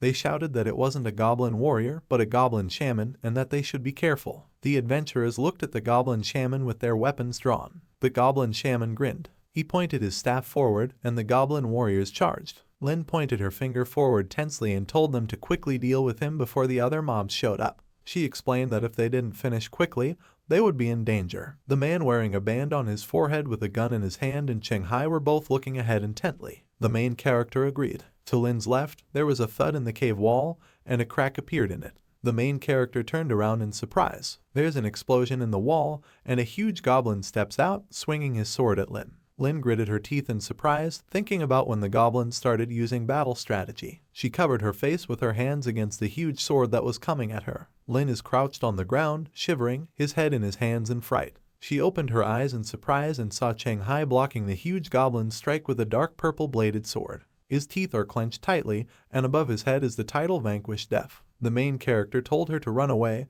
and that he was taking it upon himself. Xiao Zai and the man with a bandage on his forehead are fighting a crowd of goblin warriors. Looking towards Lin and Cheng Hai, Xiao Zai shouts that Lin is in trouble and needs help. The man angrily shouts at him that there are so many goblins here that they themselves need help. Cheng Hai grits his teeth and barely holds the huge goblin's sword with his own. Glancing at Lin, he shouted for her to help the others while he handled it himself. Turning to face him, Lin started to protest, but Cheng Hai interrupted her, pushing the goblin's sword away with a swing of his sword, and said that if she stayed here, she would only get in the way. Lin clenched her teeth, trembling. After a short silence, she ran to the others, shouting that she would quickly get rid of the shaman and help him. The huge goblin slammed its sword into the ground, causing a shockwave and leaving a crater in the ground. He grinned contentedly, but noticed that the main character wasn't in the scattered cloud of dust. Cheng Hai calmly told him that no one would bother them now. He stood in the clearing cloud of dust, looking at the goblin. The main character pointed at the huge goblin with his sword and told it to attack with a calm face. Dance with death. In a near-death state, the main character's damage is tripled. One step, one kill in a near-death state, the protagonist's perception increases to 18, and he will be able to predict the opponent's next move. The veins on the goblin's face bulged with anger. He leapt at Cheng Hai with a loud shout, swinging his sword over his head. Cheng Hai slid on the ground between the goblin's legs, a swing of his sword hitting his leg. He skidded to a stop with his hand on the ground, turning sharply. The protagonist thought with a smirk that although this boss was very strong, it was too clumsy, and Cheng Hai should be able to dodge most of his attacks even if they came one after another. The huge goblin looked at the cut on its leg, which was bleeding purple. He turned to the main character, his skin starting to turn red, his eyes glowing red in the shadows, and he was breathing heavily. Chang Hai looked at him in surprise. Completely flushed, the goblin screamed in rage, the veins on its bald head bulging with anger. In a state of utter insanity, pain tolerance increases, sanity decreases by half, and speed and strength increase. Opening his mouth in surprise, Chang Hai noticed that he had completely lost his mind. The goblin charged towards the main character, swinging his sword. Chang Hai dodged a few of the goblin's attacks with light movements, thinking that it was too easy, and that even though the goblin's strength and speed had improved significantly, the goblin didn't have any special tactics, so it was easier to resist him. Calmly looking at the sword flying by the side of his face, the protagonist assumed that it was a standard level 5 dungeon boss. He looked ahead indifferently and found it a little annoying.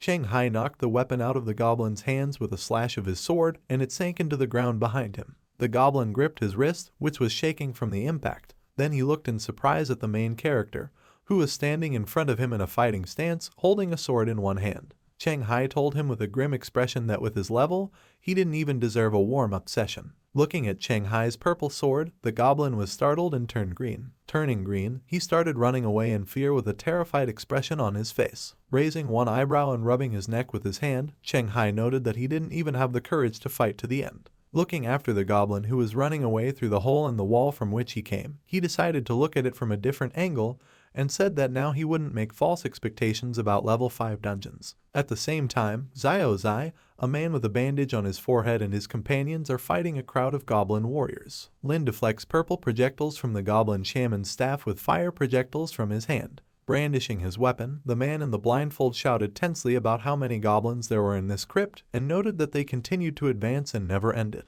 Xiao Zai turned to Lin and shouted for her to use fire magic. Lin, her brows drawn tight, shouted that she wanted to do it herself, but the goblin shaman was hindering her with his low-level spells. A goblin shaman with an evil smile waves his staff, creating purple spheres above his head. Xiao Zai turned around questioningly as a blue dialogue box appeared in front of him, announcing that the task was completed. Xiao Zai asked in surprise when he managed to complete the task. The man in the blindfold said that his tasks were also completed. Defending herself against the purple projectiles with a blue magic sphere around her, Lin said that Chang Hai seemed to have killed a huge goblin and said that he was about to join them. A man in a sweater with 2 swords and a man with brass knuckles are standing tensely in a fighting stance. Swinging his weapon, the man with the patch on his forehead killed another goblin and said that he had completed the task, and he was not with them, adding that there was no point in risking himself for them. A man with brass knuckles shouted, suggesting that they just leave because their task was completed. Lin argued that if they didn't kill the shaman, their escape routes would be cut off by the goblins he controlled.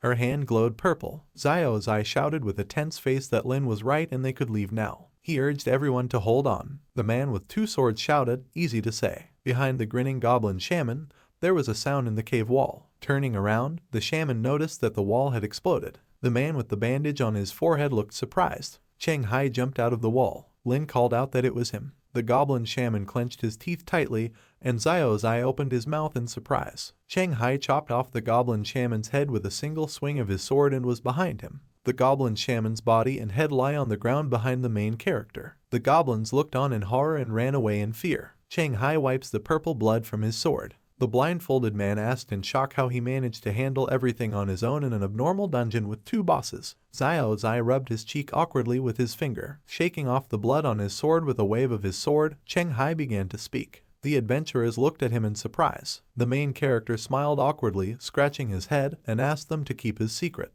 Lin pointed out that this made sense because few people would want to miss out on an aspiring star like him, and he really should not show his nose until his level was high enough. Chang Hai raised his hand and smiled, thanking him for his understanding.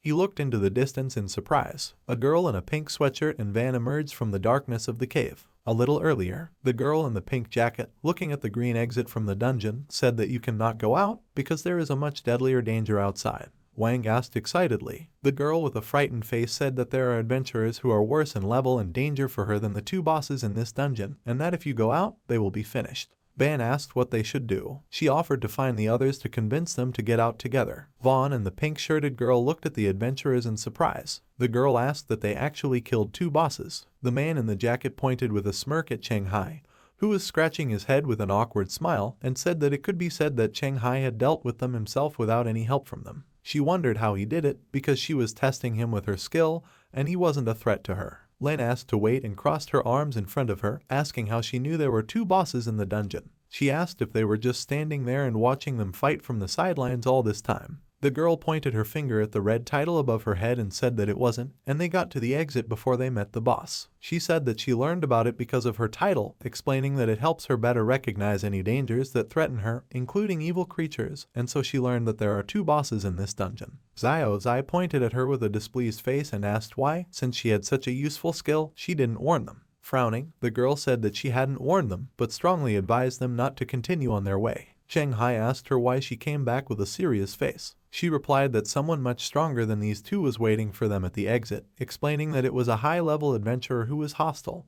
and he blocked the exit. The adventurers paused tensely, looking at her. Lin asked if she was sure that the door was blocked by high-level adventurers, and the girl replied positively. A man with a bandage on his forehead grabbed Xiao Zai by the collar and shouted in his face that the difficulty of the dungeon is higher than the standard, so the adventurer blocked the exit, and this time too much suspicious. He asked if it was his business. Xiao Zai shouted back that it wasn't me, and if he didn't believe him, he suggested that he sign a special contract. Cheng Hai tensely thought that perhaps the adventurer who was blocking the exit was the guy who never came. He thought that if that was the case, it might be possible, but it still didn't make sense. Cheng Hai turned to the girl, noting that her title is able to warn of danger. He asked if she could tell which of them was stronger if he expressed his intention to kill that person. The girl replied that she could. Cheng Hai replied with a grim face. Fine. 3 red dialogue boxes and a dark purple energy appeared between the main character and the girl. The dialogue boxes say, the professional skill dance with death has been activated. Profession effect activated, strength +4, agility +4. Title activated, strength +4, agility +4, perception +4. The girl looked at him in surprise. Surrounded by a dark purple energy, Cheng Hai with the title Death Runner asked which of them was stronger now. Everyone stared at him, their mouths hanging open in surprise. The girl replied tensely that the guy outside was a little stronger. Cheng Hai calmly replied that he understood, and the purple energy around him began to dissipate. Thinking about it, Lin put her hand to her chin and looked down, saying that there was only one way out. She announced that they needed to complete their missions first, and when everyone was done, they would try to attack that adventurer together. The man with the bandage on his forehead gritted his teeth and agreed. Xiao Zai looked down with his eyes squeezed shut and his teeth clenched. He was shaking and said that if he had known that he would face so many problems after buying this dungeon, he wouldn't have gone for it. Turning around, Cheng Hai calmly told him that it was useless to regret anything right now, and there were a lot of them, so they could handle it. On the other side of the portal, Gao Chengyun, a wanted-a-rank criminal, a level 7 adventurer, is standing in front of the dungeon entrance. Frowning in displeasure, he asked why no one had come out yet, adding that the guy who cleaned out the cemetery was definitely not going to die just like that. The girl in the pink sweatshirt is talking to Lin, Xiao Zai is talking to Wang, and Cheng Hai is calmly looking at the dialogue box. He noted that he had received the report. In front of it was a dialogue box that said, "Calculation completed. Now you can once again challenge the Murloc dungeon where you almost died. Hurry up to get rid of the shame." New title received, Goblin Hunter. New title received, The Art of Darkness. Received a new title, Guardian. Exclusive skill received, Life After Death. Item received, Goblin Shaman's Bone Flute R&D only summons a goblin to fight on your side. Excellent rare item obtained, Goblin Encyclopedia rare item obtained, Goblin Secret Medicine. Looking at the report with a slight frown, Cheng Hai noted that he didn't get any epic items this time, and that for some reason, the 2-boss dungeon was easier than the graveyard. He decided that it looked like there was nothing to waste on level 6 dungeons, and he could go straight to the next level dungeons. After opening his status screen, the main character opened a window with all his titles. It read, "I'm with Murloc's 50/50 automatic search for Murlocs with a level close to the host so that the fight is fair. Deathwalker if the wearer is seriously injured or near death and encounters an enemy whose strength exceeds his own. Stats increase, strength +4, agility +4. Perception +4. Wolf in sheep's clothing allows you to hide your true skills, stats, and titles. Lone wolf when fighting alone, strength +2, agility +2. Undead SLA -2 Yemeni Ryle FROM intelligence, +2 to charm. Survivor on the edge of life and death +5 to build. Standing up to a legend with a large power gap between the title holder and the opponent +2 perception. Adapter adapts to any enemy he encounters. Overkill undead -3 perception, +3 damage. Goblin Hunter when facing goblins -1 to perception, +1 to agility. Art of Darkness activated when the owner is in the blind spot, helps to easily find the target. Guardian when defending colleagues, strength +2, speed +2, constitution +2. Cheng Hai thought that out of all the titles, the only ones that would be useful to him were Wolf in Sheep's Clothing, Survivor of Legend, Art of Darkness, and Guardian. He noted that all their names are quite peculiar, and that you need to think carefully and summarize all the additional indicators to the characteristics. He decided to first use the title Wolf in Sheep's Clothing to use it to get into the enemy's poor visibility zone and use the Art of Darkness, and then activate the professional skills Dance with Death and One Step One Kill to deliver the perfect blow. He thought about how he would then try to quickly switch between standing up against Legend and Guardian, so that he would gain +2 perception and pull off one move.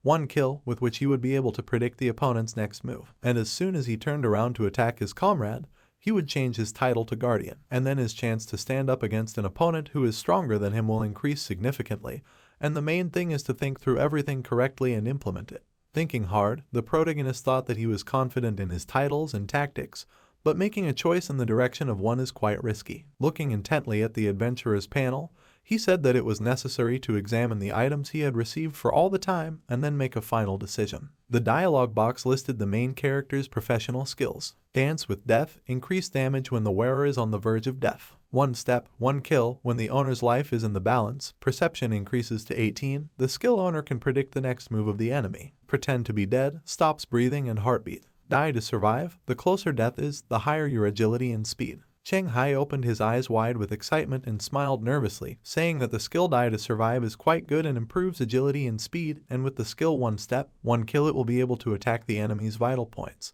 He noted that the Fake Death skill was also quite good, and it could be used to give him a chance to attack and fight back. He imagined lying on the ground, pretending to be dead, while the other party sneaked up on him to steal, and then Cheng Hai's smug face struck the other party with his sword. The main character thinks that if the adventurer who blocked the exit isn't crazy enough to fight the corpse, his plan will work. Cheng Hai scratched his head and said that this was a last resort. Pressing the inventory button, he said that if everything worked out, he would win, adding that he wasn't entirely sure that the adventurer on your side wouldn't kill them to take their stuff. The dialogue box listed items in the main character's inventory: an incredible recovery potion, an upgrade coupon, a rare equipment upgrade coupon, a furnace for equipment, 6 copies of a Murloc, a Song of the Sea. Wearing it, the owner can breathe and make sounds underwater, which makes it possible to communicate with marine life. A music box with a large number of recordings of the Banshee's voice. The wearer can use the box to suppress their opponents with the Banshee's roar, as well as summon the Banshee if necessary. 4 swords, arsonist tools, bone fragments when smelting. There is a possibility of acquiring special equipment characteristics, iron used to make equipment, as well as to improve the quality and durability of equipment. Talent armband doubles the effectiveness of practice. Wonder item coupon allows you to exchange unwanted items for new ones with a similar rarity. Ghost frame, invitation to dinner from the skeleton lord.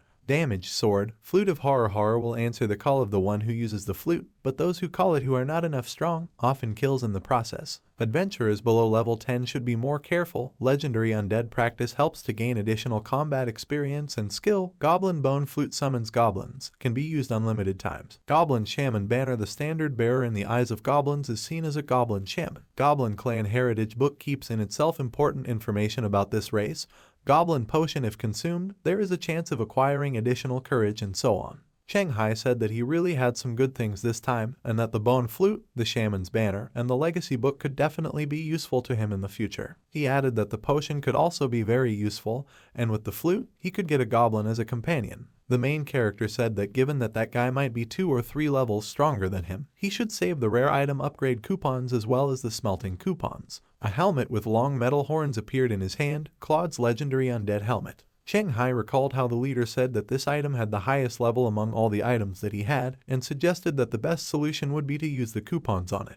The leader said that it doesn't matter to him how the improvement goes, because he will still have a couple of coupons left. The main character tensed up and gave the command to apply the coupon of a miracle item. The in his hands glowed with a bright white light. The helmet remained in the hands of the main character, and a dialogue box with red text appeared in front of him, stating that this item has reached an epic level and the coupon cannot be used. Cheng Hai noted that the epic level is the maximum. Putting the helmet on his head and flipping through the adventurer's panel, Cheng Hai suggested that he should melt down what he didn't use, then decide whether to use this coupon on what would come out after smelting. He selected a furnace in his inventory and a dialogue box with several items appeared in front of him. He turned on the furnace with a button on the dialogue box, and another dialogue box appeared in front of him, stating that the arsonist's tools, Song of the Sea, and Rama are not equipment, and the number of times the furnace is used will not be used up. Frowning, the protagonist noted that such things cannot be melted down, and he will not be able to use spears and swords because it is difficult to melt them and nothing useful can be obtained from them.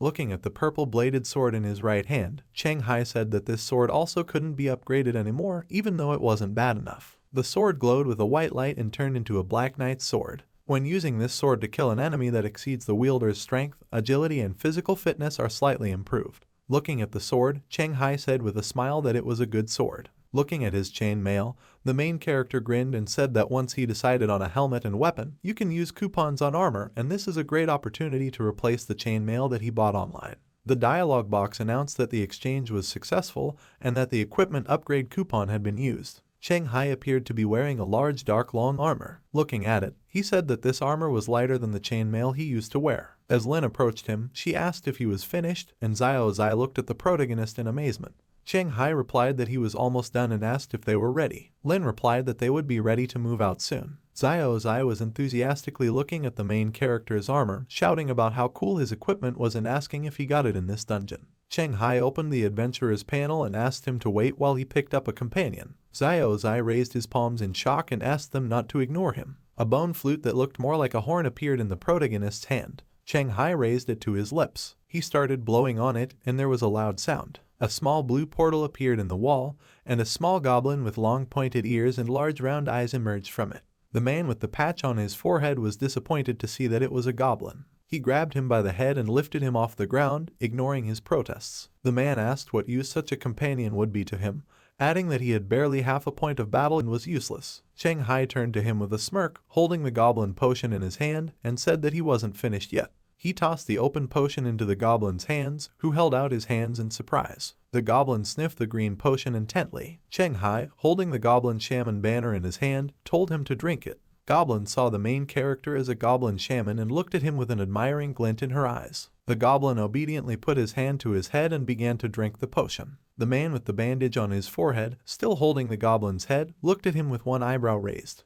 Large blisters began to throb on the goblin's body. The man was horrified and threw the goblin to the ground in fright, asking what it had given him. The goblino's body was covered in swellings. He shouted loudly, reaching out his hand. Cheng Hai was looking at him with a smirk. Lin and Xiao Zai were staring open-mouthed in surprise. The goblin had grown huge and was looking at the changes in its body in surprise. Xiao Zai asked about the fact that he had turned into a boss. The naked goblin danced happily as the main character stared at him in silence, dissatisfied with his nakedness. He called out to the goblin and pointed at the huge goblin boss lying on the ground with a grin, saying that his clothes and weapons were just right for him. The goblin obediently ran towards the body of the goblin boss. The man with the patch on his forehead asked fearfully, pointing a finger at the goblin to see if it would get out of control. Cheng Hai replied indifferently that he didn't know. The main character with a smirk told the girl in the pink sweatshirt to use the title to check if he was hostile. The girl's eyes lit up red and she looked at the goblin who was rummaging through the things of the goblin lying on the ground. She said they didn't have to worry too much. The goblin snuggles happily against the huge sword.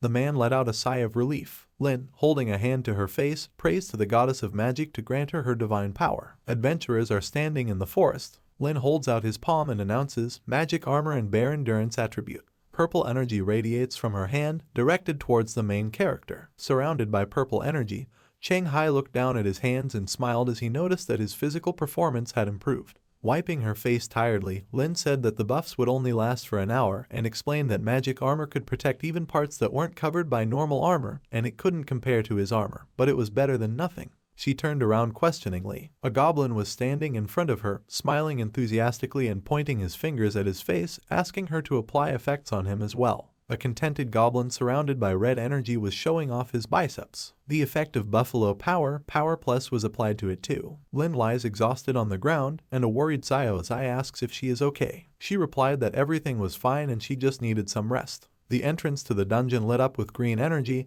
and 3 silhouettes appeared in it.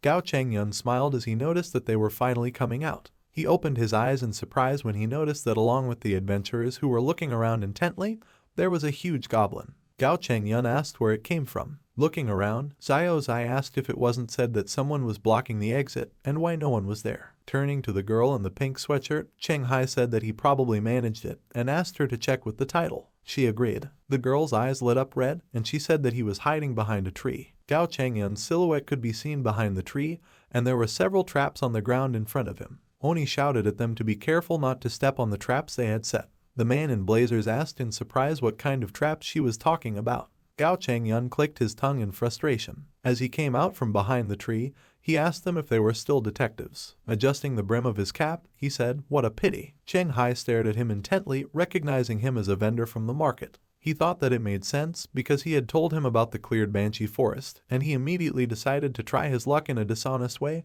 probably knowing that Cheng Hai was like that. Few people know where he is, and the commander signed a secret agreement with him, and it can't be him. He thought it couldn't be the nurse and asked who it was. Lin stared intently at Gao Changyun. She recognized him as Gao Changyun through his disguise. Pointing at him in surprise, she asked if he was Gao Changyun. The others turned at the sound of her voice. Van, wiping his face with a handkerchief, asked if she knew him. Lin gritted her teeth and said that he was the most wanted criminal in Fujian and Guangzhou, and even though he was only at the 7th level, the number of adventurers who had died at his hands was not in the tens, but in the hundreds, and it was rumored that the reason for his bloodthirstiness wasn't just to get other people's things, but in his desire to have a special title. She imagines Gao Changyun standing with his back to her, naked from the waist up, holding up his hand with a sinister smile. A lot of skeletal hands reach out to him. Lin said that it is believed that he was the one who gave birth to the title Bloodthirsty Killing of People, and his real combat power is quite comparable to that of a level 9 adventurer. Gao Changyun said that she knew him well and asked if she was a guild member. Above his head, the red title Bloodthirsty Killing of Humans could be seen. His clothes changed to a shirt and a black jacket, the cap disappeared from his head, and his beard turned into a goatee on his chin. The black dialogue boxes in front of it say,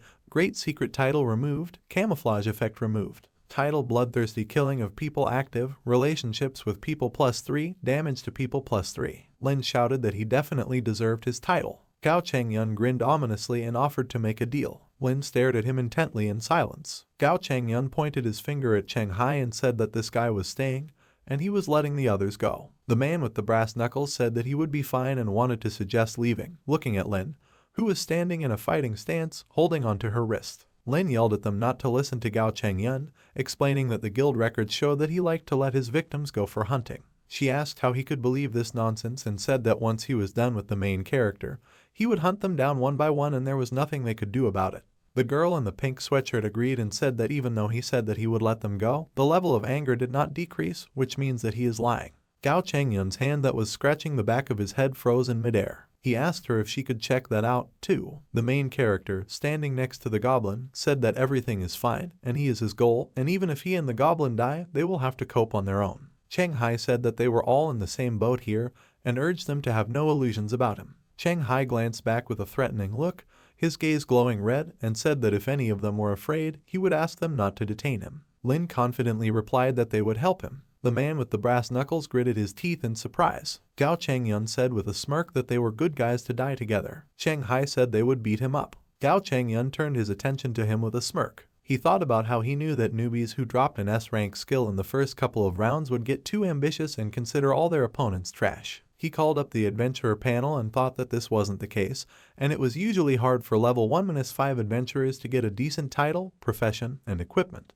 Weapons began to appear in Gao Changyun's hand, and he told the protagonist that at first glance, his armor looked pretty good, and he probably had a lot of equipment in the Banshee Forest and Cemetery, but Gao Changyun's skills were too good for him. A huge scythe appeared in his hands. The main character said that they would look at this again and rush to attack along with the goblin, who spoke something in his own language. Gao Changyun held out a palm that glowed white with a sinister grin. A white pulse shot out from her. Glancing at his hand, the protagonist noticed that it had slowed down. The goblin behind him looked upset. Grinning smugly, Gao Changyun swung the scythe at the protagonist and thought that he wasn't just slowing down, and that he was still a long way away from such a weapon. He thought about the fact that after slowing down, he wouldn't be able to adapt to everything happening and his attacks in a timely manner. Cheng Hai calmly noted that he understood what he was thinking. Gao Changyun gritted his teeth in surprise. Cheng Hai stands with the scythe blade in his hand, Claude's image visible behind him. Gao Changyun gritted his teeth. The main character said that if this is all he has, then unfortunately,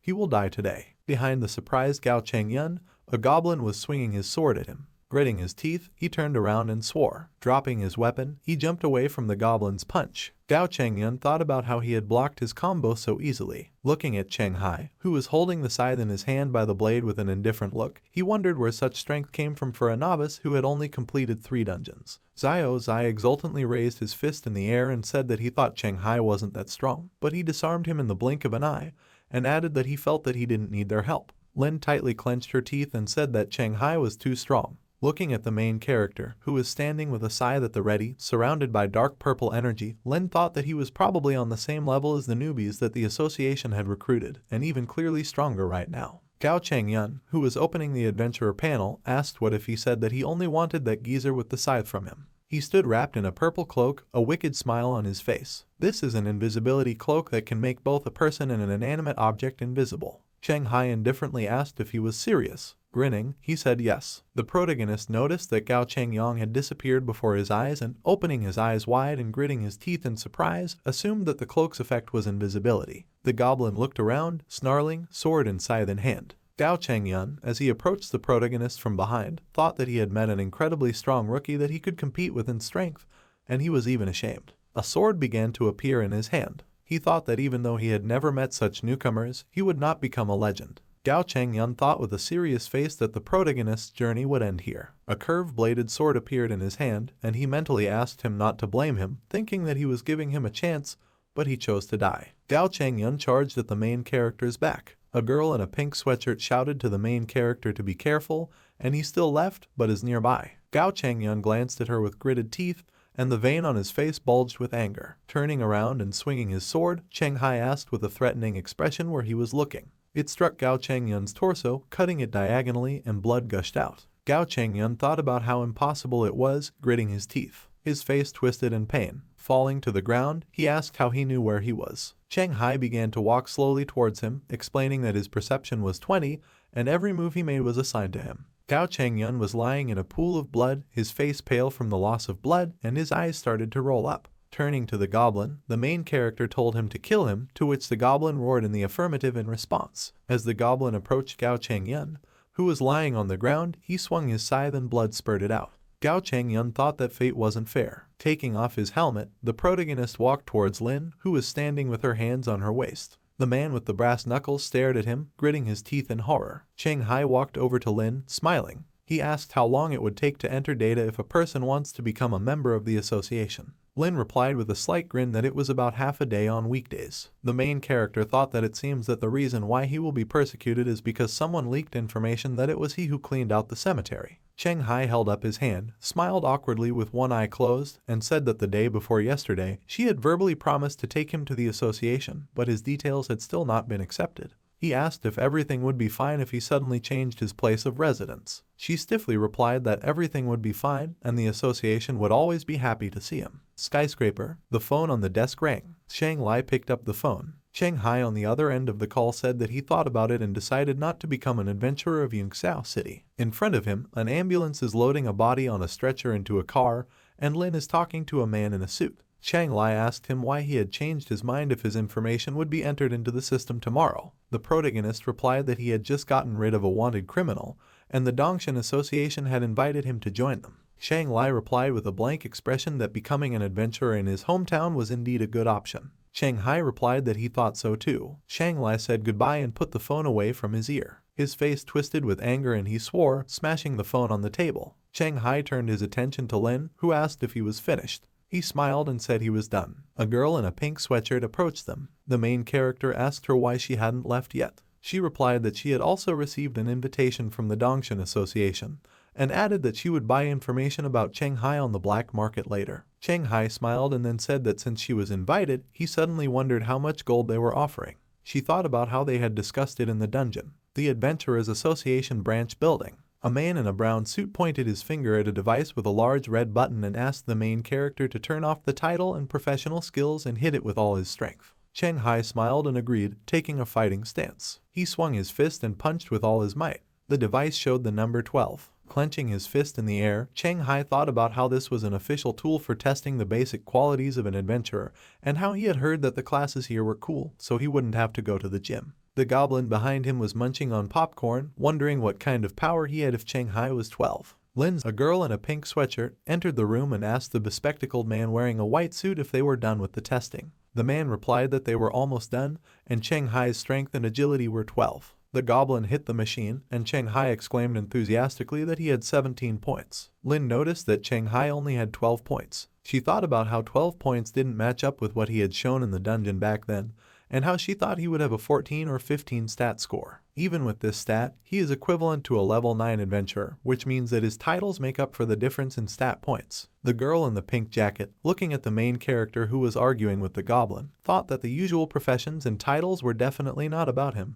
and assumed that he had some secret or combination. Lin called out to Cheng Hai. She showed him the pass and said his details had been uploaded. Cheng Hai looked at the pass in his hands and scratched his head, surprised that it was made so quickly. Lin replied that it was a special case because he had gone through the dungeon alone and defeated the boss. On the pass was a picture of Cheng Hai, his name, Dongshan City, and phone number. Lin held up her index finger and said that adventurers of levels 6-10 clear out similar dungeons about twice a year, after which they get the opportunity to go to a scouting group or a resource gathering team. Given that Cheng Hai's basic stats could still be improved, Lin suggested that they take their time to level up the dungeon for the next 2 years. She told him to just clear out the officially approved dungeons and pay attention to bodywork and combat training. Putting the pass around his neck, Cheng Hai agreed. Lin added with a serious face that sometimes there are requests from the headquarters to join the team, and in this case, you can get a reward for finding criminals and monsters who accidentally entered this world. These rewards will be converted into contribution points, which can be used for title hints, job change certificates, and various items that the association owns. But usually, such requests only come to adventurers from level 9, so it's too early for him to think about it yet.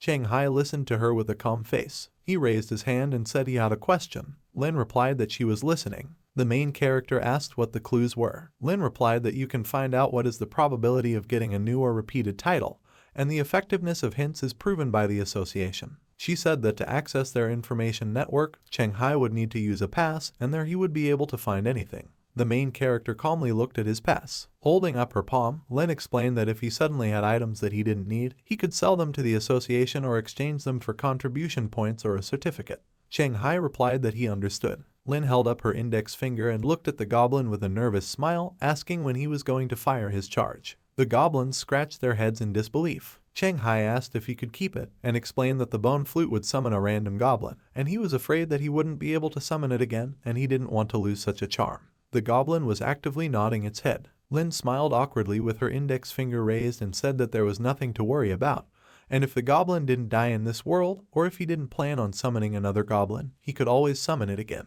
The protagonist and the goblin smiled contentedly as they looked at each other. Level 6 Dungeon, Goblin Tribe. Little goblins play ball among the thatched houses. Suddenly, one of them crashes into something. Looking in front of him, he found a huge goblin coming out of a blue portal. They looked at each other in surprise. The portal next to Cheng Hai and Lin closed. Lin walked forward and turned to the main character, calling him to follow her, saying that she would introduce him to her colleagues from Dongshan. Cheng Hai agreed. A guy with short brown hair wearing a yellow sweatshirt with a star on the chest is a candidate for the Adventurer Association in Dongshan City, Liang Jiakun. He introduced himself, shouting awkwardly. The dark-skinned guy told him to remember to drop his sensitivity to the characteristics of adventurers who were stronger than him when they first met, and added that it was ridiculous. His name is Chang Jingchuan, and he is a third-level adventurer, an adventurer of the Dongshan City Association. Liang Jiakun countered that his stats might be higher. The girl in the pink jacket thought that his characteristics were definitely not higher. Cheng Hai turned to the guy with glasses and a white suit and asked if he was also from Dongshan. He calmly replied that he wasn't at full strength,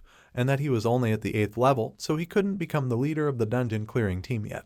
His name is Yao Wenjiang, a level 8 adventurer, an adventurer of the Dongshan City Association. The main character smiled and raised an eyebrow, asking if someone else was taking this position, and if he came because he was currently in the dungeon. Yao Wenjiang replied that he didn't come because he was busy looking for a criminal adventurer. He said that it was rumored that he had come for the person who had cleaned out a graveyard dungeon in a nearby town. Cheng Hai chuckled nervously. When Liang Jiakun heard about the graveyard, he exclaimed about how many weapon upgrade coupons were dropping from there. He shouted that it was cool, but not as cool as Cheng Hai, who single-handedly cleared the dungeon and killed the boss, and that he was proud to be a native of the city where the person who passed the dungeon and destroyed the erranked criminal lived. He was surprised to find that everyone was looking at him in silence. Blushing, he asked in displeasure why they were looking at him like that and if he had said something wrong. Lin smiled maliciously and asked him what he still didn't understand. Liang Jiakun asked what it was and said that he was just sharing his thoughts. Chag Ching Chuan turned tensely in the other direction. Cheng Hai stopped Liang Jiakun with a hand gesture and the latter looked at him. With an awkward smile, the main character said that it was he who cleaned out that cemetery. Liang Jiakun shouted that Cheng Hai was very cool. The main character is sitting in his apartment.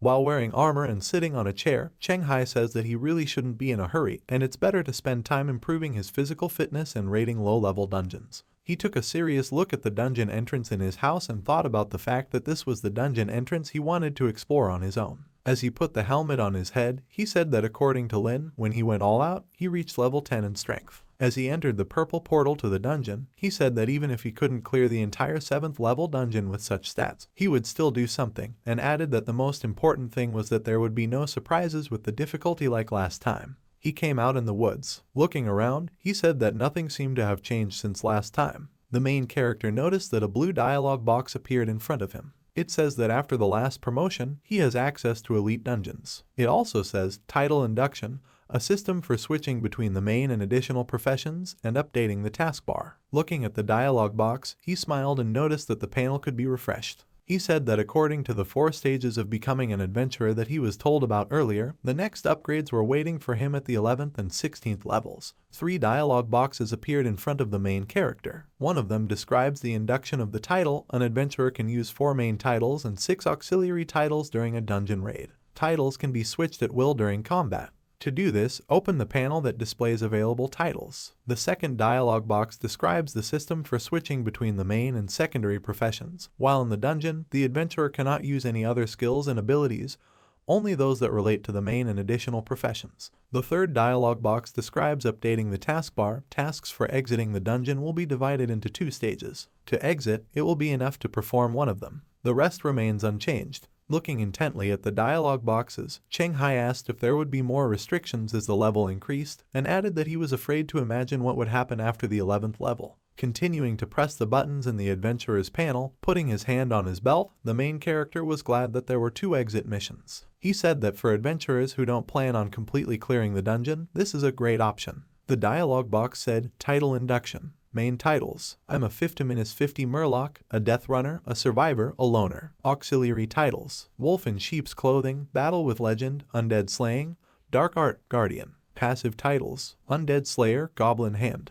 Cheng Hai grinned with satisfaction as he looked at his titles. Clicking on the task button, he asked what kind of mission was waiting for him. The dialogue box said, Murloc Breeding Season. Challenge Level 7. Current Challenger 1 of 15. Normal Mission. Find the Murloc Spawn Point. Replacement Mission. Make friends with the Gnoll. Task: Destroy the Murloc Spawn Point. There are 7 challenges left in this dungeon. After passing, the number of tests will be changed. There are 19 days, 15 hours, and 15 minutes left before the update. The main character noticed the mention of the Gnoll and, looking around fussily, will ask that, in addition to Murlocs, there are other monsters here. At the same time, in a level 6 dungeon, goblins go about their business among the thatched houses. The main character's goblin is roasting meat on a bonfire, and the little goblins around him are looking at the meat with an appetite. Suddenly they noticed something and growled in surprise. A blue portal appeared behind the main character's goblin, who was looking at them in disbelief. The goblins were surprised to find that it had disappeared along with the portal. They clutched their heads in frustration as their meat disappeared along with the big goblin. Cheng Hai eats the meat that the goblin was roasting. He clarifies that the dwarf tells him that the gnolls are devious and cunning, and they are real bullies. The goblin is busy gesturing to him. Cheng Hai clarified to him that they were something like forest robbers. The goblin smiled and gave him an approving thumbs up. The main character looked down in front of him and thought that before completing the task with the gnolls, he needed to find a spawn point to try out the task, and if it didn't work out, he would try again next time. Cheng Hai told the goblin that that was all and he could go back. The man opened his mouth in surprise. Raising an eyebrow, Cheng Hai asked him what he didn't want. The goblin nodded with a pitiful expression. Clearing his throat slightly, Cheng Hai said that he could go with him. The goblin happily clenched his fist in front of him and made a satisfied sound while smiling. They walked down the road and Cheng Hai, meat in hand, told him that the difficulty of this dungeon was slightly higher than level 7 and he needed to be calmer. The goblin growled affirmatively, showing off his biceps. Someone steps behind them. An anthropomorphic creature with the head of a wolf. A gnoll scout looked after them with a spear in his hand and noted that it was a man and a goblin. He assumed they were adventurers. Wang and Cao Hua Wang, a rich man from Fujian province, lie on their stomachs on massage tables while masseuses give them massages. Cao Hua Wang asked Wang if it was true that he had assembled a team to guide him through the dungeons, praising him for his bravery. Smiling, Wang said that there really wasn't anything terrible except for one incident. He added that on the other hand, he had met 2 adventurers with great potential. Cao Hua Wang replied with a serious face that if there were reliable adventurers, his son wouldn't have died. Opening one eye, Vaughn replied that he knew, and so he chose those who would go with him carefully, otherwise he wouldn't even be venturing into the 2nd level dungeon. He added that he did not want the adventurer he had hired to abandon him to certain destruction at a dangerous moment. I remembered. He said that the news reports over the past few days said that the death of Cao Hua Wang's son was not accidental at all, and asked if it was true. The man with a serious face asked what kind of accident he might be talking about. He explained that before his son went to the dungeon, he prepared 2 items for him that would ensure his survival even in an elite dungeon, but he is dead and the dungeon owners are still alive. Cao Hua Wan added that he was sorry that those 2 were killed before he got to them, otherwise he would definitely make them regret being born into this world. Wang said with a worried face that he needed to thank the person who had indirectly avenged his son. He asked me his name. Cao Hua Wan replied that his name was Cheng Hai, and he had come here to personally thank him. Hearing the main character's name, Vaughn was surprised. Seeing his reaction, Cao Hua Wan asked if they knew each other. Vaughn smiled awkwardly and said that there was a person with that name on his team and it might be him. Cao Hua Wan opened his mouth in surprise. 4 Murlocs are walking along the road in the forest, challenge level 3. A Murloc with yellow spikes on its back told everyone to get ready in its own language and said that Null Scouts might be nearby. The Murlocs with fins on their backs agreed. The eyes of Cheng Hai and the goblin appeared in the bushes. With loud shouts, they leaped out of the bushes at the nearest Murloc, brandishing their weapons. Noticing this, the Murlocs turned around. After a small fight, the 4 Murlocs were tied up. Cheng Hai asked the goblin, who was standing with his hands folded in front of him, if he spoke the Murloc language. He answered in his own language that he was speaking and asked if he needed help translating. Cheng Hai replied, "Not now." Opening the inventory on the adventurer panel, he said with a grim grin that he had one thing that would help him with this. He added that if it didn't work out, he would ask the goblin for help. In his hands was a seashell, the song of the sea, with which he can breathe underwater and communicate with aquatic creatures. He crouched down in front of the disgruntled Murlocs. Cheng Hai held up his index finger and asked me to tell him where their spawn point was. He was interrupted by a stream of liquid pouring into his face. The enraged Murloc cursed and asked in his own language if he thought he would betray his clan. He shouted at them to just kill them. Cheng Hai wipes his face with his sword hand, and the goblin clutches his head in horror. Between Cheng Hai's fingers, his furious gaze could be seen. A yellow-spiked Murloc lay on the ground, cut in half. The other Murlocs were horrified to see that their captain was dead. One of the Murlocs shouted that he would avenge his captain, and the other 2 looked at him in surprise. Soon, this Murloc was also on the ground, cut in half. One of the Murlocs, terrified, said that there was a cave at the bottom of the lake where their spawn point was located. The other Murloc on his right glared at him and shouted that he was a traitor. With a swing of his sword, the main character chopped off the right Murloc's head, and the remaining Murloc looked on in horror. Turning to the goblin, who was looking at the scene with a worried face, he said that they would leave this Murloc for now and hang it on a tree. Cheng Hai shouted at the goblin, asking why he was standing up there. The goblin was trembling in fear, hiding behind a tree and looking at the main character. Upset to the point of tears, the Murloc ended up hanging upside down from a tree with a rope. Cheng Hai announced that they could go, and the goblin growled his agreement. 2 Null silhouettes appeared behind the Murloc, startling him. One of them said that this adventurer is quite strong. The Murloc turned around and exclaimed that they were Null warriors. In front of him was a Null scout with a spear and yellow eyes, test level 3. Standing next to him was a Null warrior named Hog, challenge level 8. He was considerably larger than the scout, armored and scarred, and had 2 axes on his back. Turning to the Null scout, the Null warrior told him to tell the others to lure the Murlocs out of the lake to help the adventurer destroy their spawn point. The Null scout agreed. Then, to the Murloc's horror, the Null warrior turned to face him, axe in hand. He cut off the Murloc's head. The main character and the goblin were near the lake. Cheng Hai was surprised to see that the lake was bigger than he thought. Scratching his head, he said that first they needed to find an underwater cave and then enter it. He said he didn't know how long it would take them to sail, but he needed to find this place. Cheng Hai guessed that this was where 99% of the adventurers were eliminated. He thought about how it seemed that even experienced adventurers didn't always manage to get this far, and the alternative was to make friends with a Null, get out of the dungeon, buy diving equipment, and return. He pictured an adventurer and a gnoll smiling awkwardly as they agreed on something while passing a bag to each other. Cheng Hai noted that the 7th level dungeon, as expected, was different from the 5th level goblin crypt. Looking at the shell with a smile, the main character said that he has the Song of the Sea, which allows him to breathe underwater. He noted that he wasn't a very good swimmer, but Claude's helmet-based combat experience also includes underwater combat skills,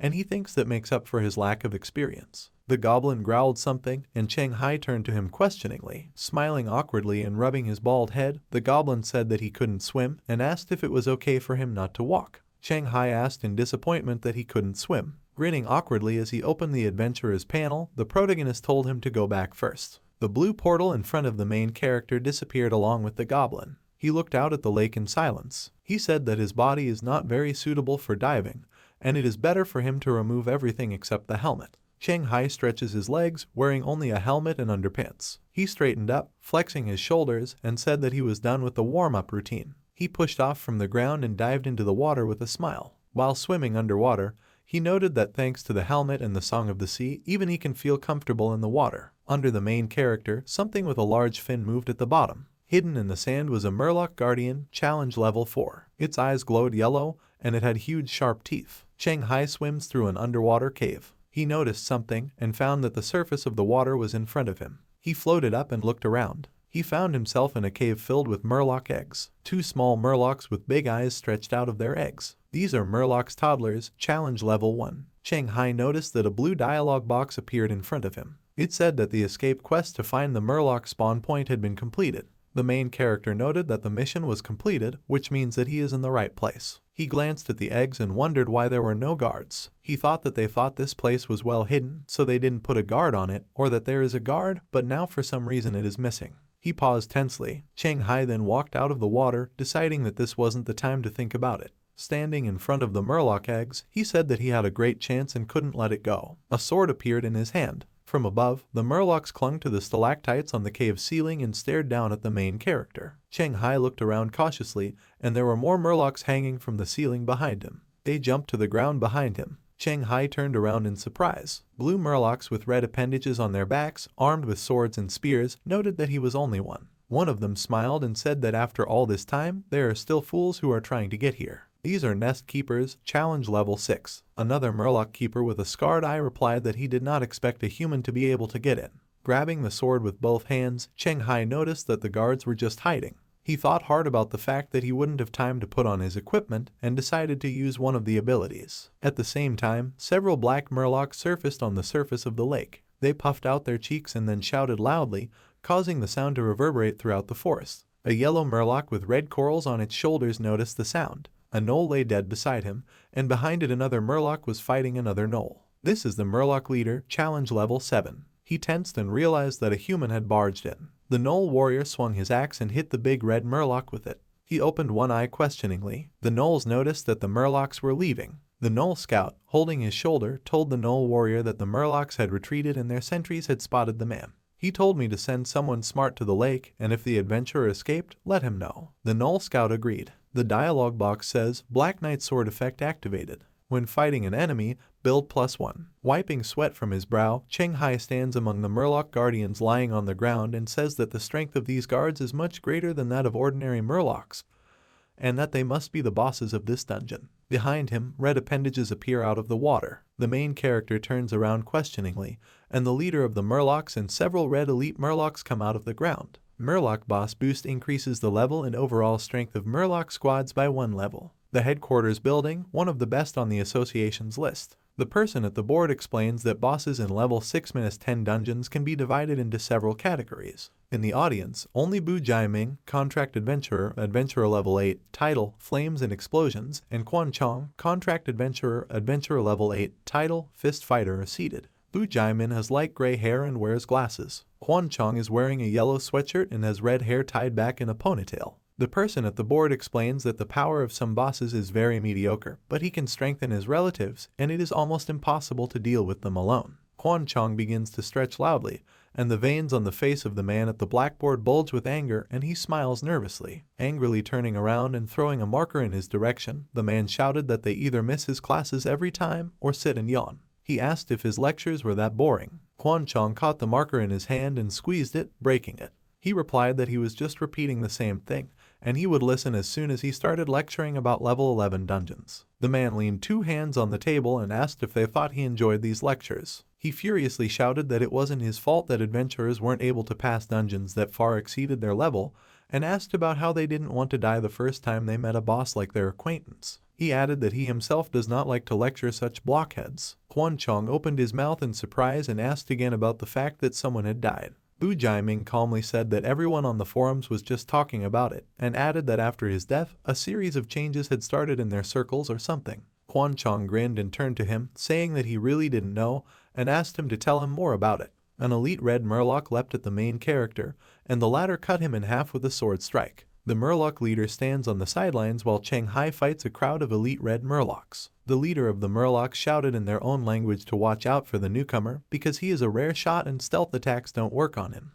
He explained that they needed to attack him all together because he wouldn't be able to fight back from all 4 sides. The Murlocs agreed. Covered in wounds all over his body, Cheng Hai glanced at the Murloc leader, gritted his teeth, and asked what was wrong with him because he had killed so many of his fighters and the Murloc leader was just watching from the sidelines. He guessed that even such strong warriors were just weeds in his eyes that would grow back if they were killed. The dialogue box says, the effect of destroying an enemy with a sword has reached the limit, +2 to dexterity and +3 to constitution. The Murloc leader shouted for them to work harder and exhaust the main character until he was completely exhausted. The elite Murlocs leaping at Cheng Hai from all directions agreed. The Murloc leader thought with an evil grin that they were roughly equal in strength, and was glad that he had come here alone and that ordinary fighters could handle him. He thought that the main character's killing speed was amazing, but when he was exhausted, his warriors would be able to kill him in no time, but now they wouldn't be able to compete in numbers with the gnolls. He pictured silhouettes of gnolls with weapons in their hands and wondered what would happen when they noticed that there were fewer of them. Stepping forward, he said it wasn't important and they should take the risk.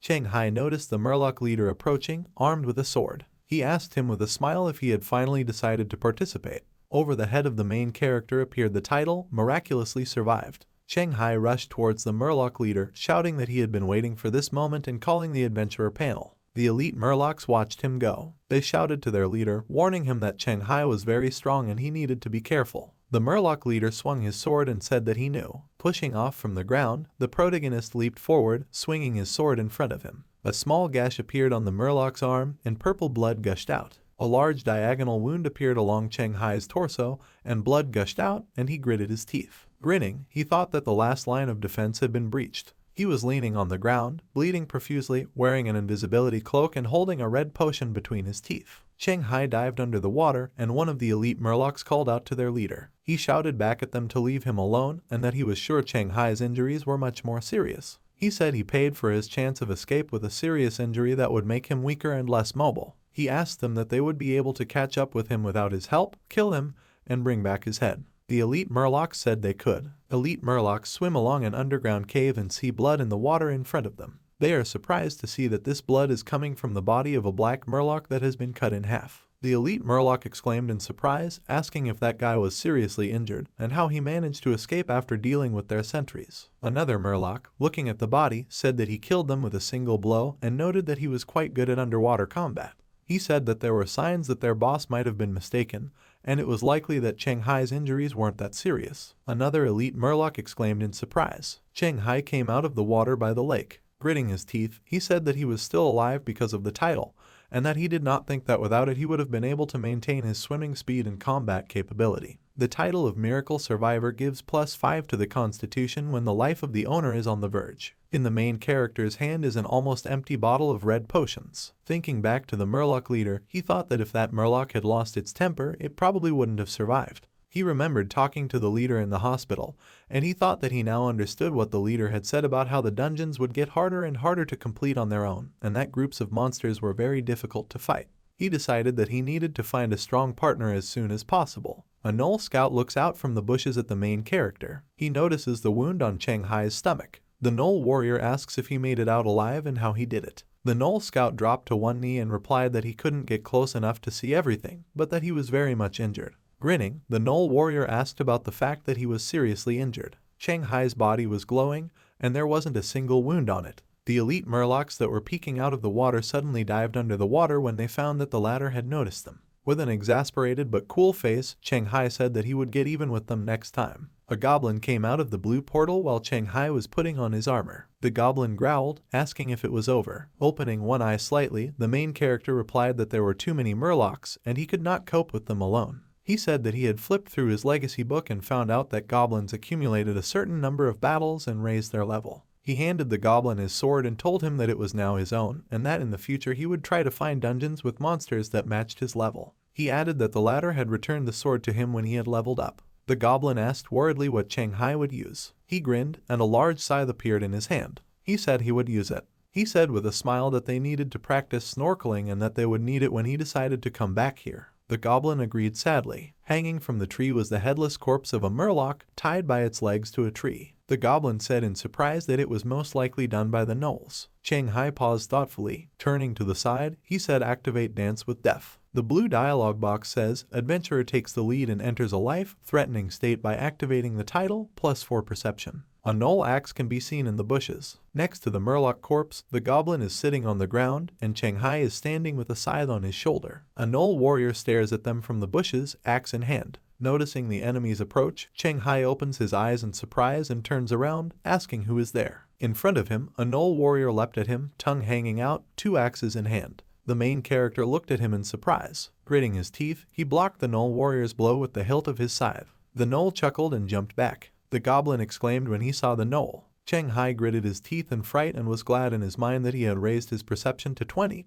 Otherwise he would have been dead already. The gnoll warrior stared intently at the protagonist, wondering if he was seriously injured, and thinking that the wounded man couldn't pull off what he did, decided that it was another guy. The gnoll grinned silently and jumped into the bushes. The goblin shouted that he was running away. Cheng Hai said with a serious face that it wasn't accurate, and perhaps he was trying to trap them in this way. The goblin turned to Cheng Hai, pointing his finger at the bushes, and asked if they would follow him. The main character imagined a situation in which they find themselves surrounded by gnolls. He says that they will not pursue him, and that they will come back and settle scores with him when they find a strong teammate. Cheng Hai returned to his home through the purple portal. As he took off his helmet, he said that he didn't think level 6-10 dungeons would be so much harder than level 5 dungeons. Looking seriously ahead, he said that it wasn't surprising that from level 6, adventurers were divided into a scouting group and a strategy group because without enough information, the dungeon was simply impossible to pass. He noticed that a blue dialogue box appeared, stating that the task of finding a Murloc spawn site had been found, and the task of making friends with a gnoll had failed.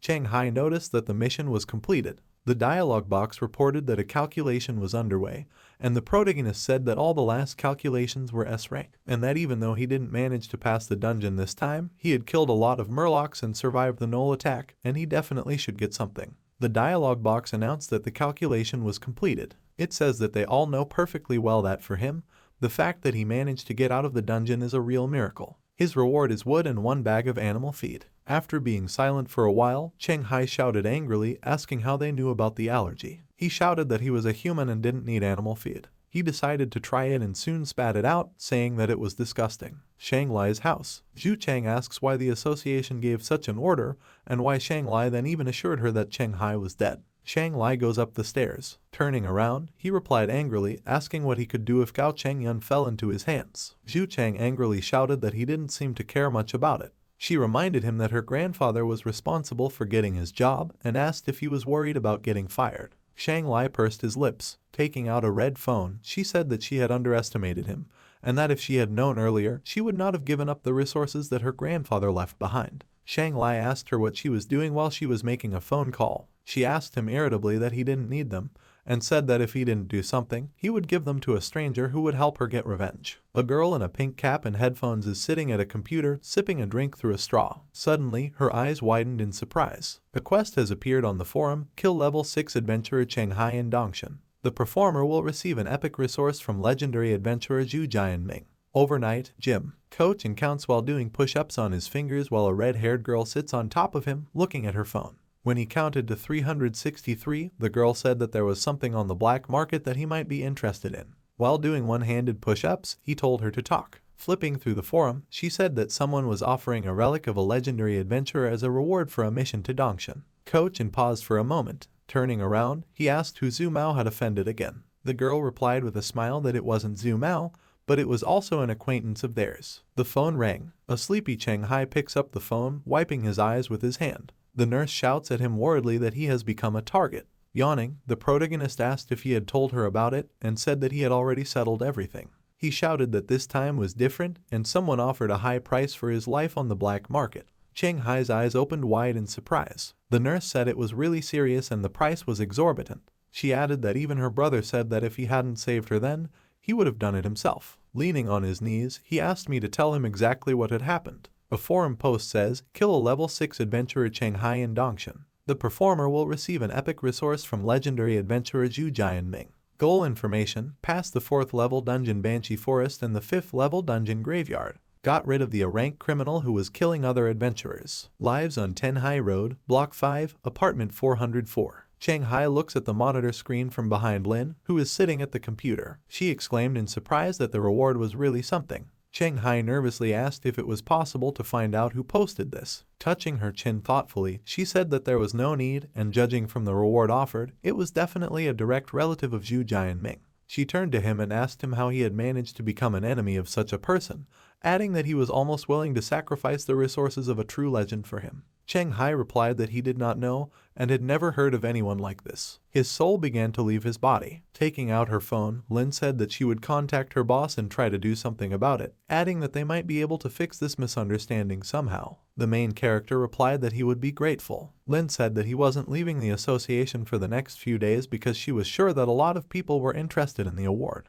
The window in the main character's house is broken. A man looks at the muddy footprints on the floor and realizes that someone beat him to it. Looking around, he notes that there was no fight and that Cheng Hai was exploring the dungeon that is right at his house. This is Wang Er, a level 10 adventurer whose main profession is assassin and his second specialty is thief. Wang Er has black eyes and blonde hair. Wang Er said that he didn't know if it was luck or not, but at least he managed to avoid the first wave. When entering the portal, Wang Er says that if he is blocked in the dungeon, he will not be able to escape. The dialogue box says, Title Murloc Breeding Season. Test Level 7. Current applicants, 6 out of 15. Main tasks, find a Murloc spawn location. Additional tasks, make friends with a Knoll Passing. Destroy the Murloc incubator. Remaining number of attempts, 8. After completion, the number of attempts is reset to 0. There are 52 days, 1 hour and 34 minutes left until the dungeon closes. Looking thoughtfully at the dialogue box, Wanger notes that there are several other people here besides him, and that he doesn't know how many of them are this guy's companions and how many are the hunters who are chasing him.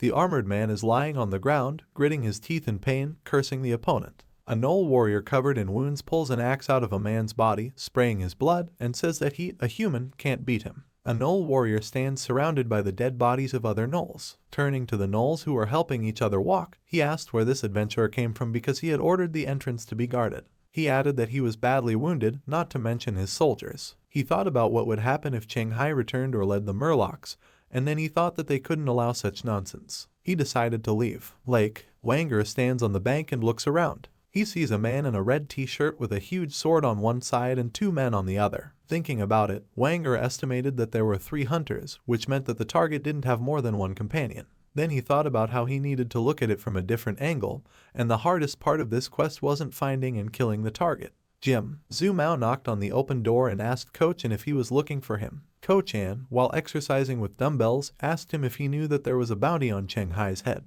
He paused for a moment, then said that he knew. Ko-chan, with a serious face, told him to call him because he might not know about it. He told him to invite him to go with him to any level 6-10 dungeon. He asked if he needed to be told what to do next. Cheng Hai stares intently at the ringing phone. Zhu Mao's name flashed on the screen, and the protagonist noted that Zhu Mao was calling him. As he stared intently at the phone, he wondered if it was meant to warn him or to see if he knew there was a bounty on his head. Covering his ears with his hands, Cheng Hai decides that he will not answer, and says that in any case, he has an entrance to the dungeon at home, and if anything, he will say that he was there. In the Cheng Hai house, a man and a woman with light brown hair, wearing sunglasses and a coat, are standing in front of the dungeon portal. The woman points out that they are already late, and Cheng Hai must have already been chased into the dungeon by others. She asked if they'd come in anyway. The man, touching the floor with his hand, replied that they would come in. Once inside the dungeon, they opened the adventurer's panels. Tasks appeared in the blue dialogue box. Wanger wonders why the tasks have changed.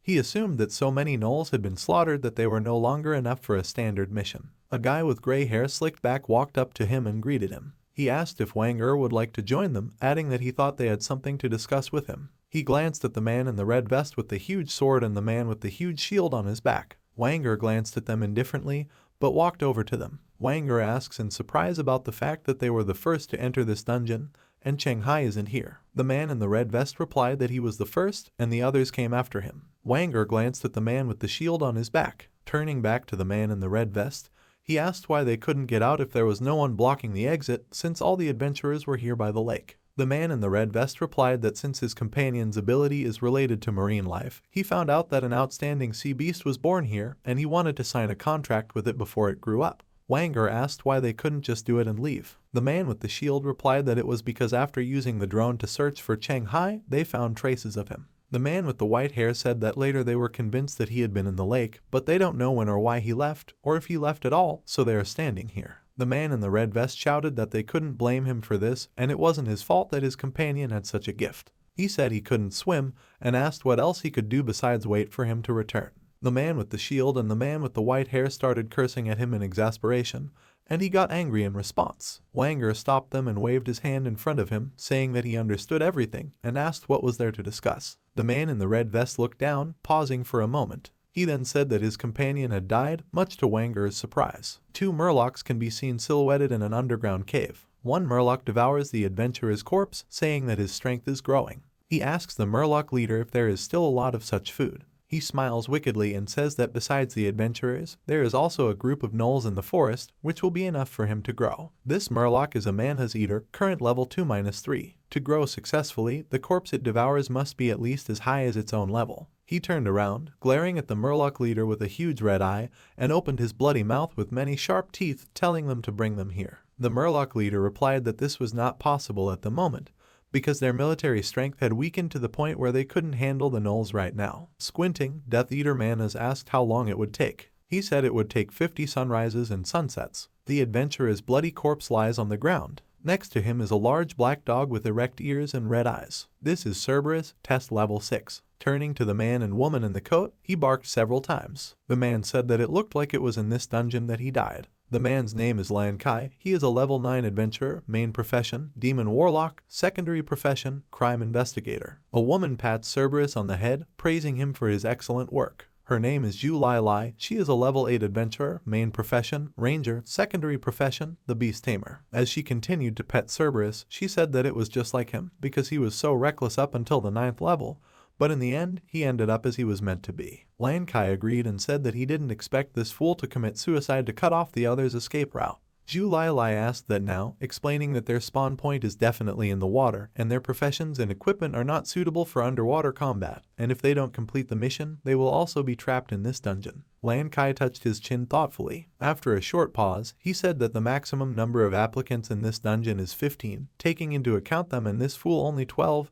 and if there is someone strong enough to help them complete the mission, they will be able to get out. Wang Er and the other men are still standing by the lake. The man in the red vest is shouting that his companion's profession is characterized by strong combat skills underwater, and even that didn't help him get out, and there's definitely something wrong with this dungeon. The man with the shield looks at the adventurer's panel, gritting his teeth, and says that he doesn't know who they can't get out of here safely, and now their only way is to complete the mission, but the mission needs to be submerged, and all the adventurers who can fight underwater are dead, so they don't have a chance. Wang Er suggested that we go back to the exit. Raising his index finger, he explained that apart from the person who failed the test, there were still 7 people who could enter, which meant that they could find someone who could help them complete the mission. A black Murloc silently watches them from under the water. Cerberus was wary. When he saw Wang Er and the others, he started barking, and Zhu Lai Lai turned to look at them questioningly. When Wang Er saw him, she recognized him as the king of assassins. She asked where he was from if he was supposed to be in Gondong. Lan Kai adjusted his glasses. He asked Wang Er if they had succeeded.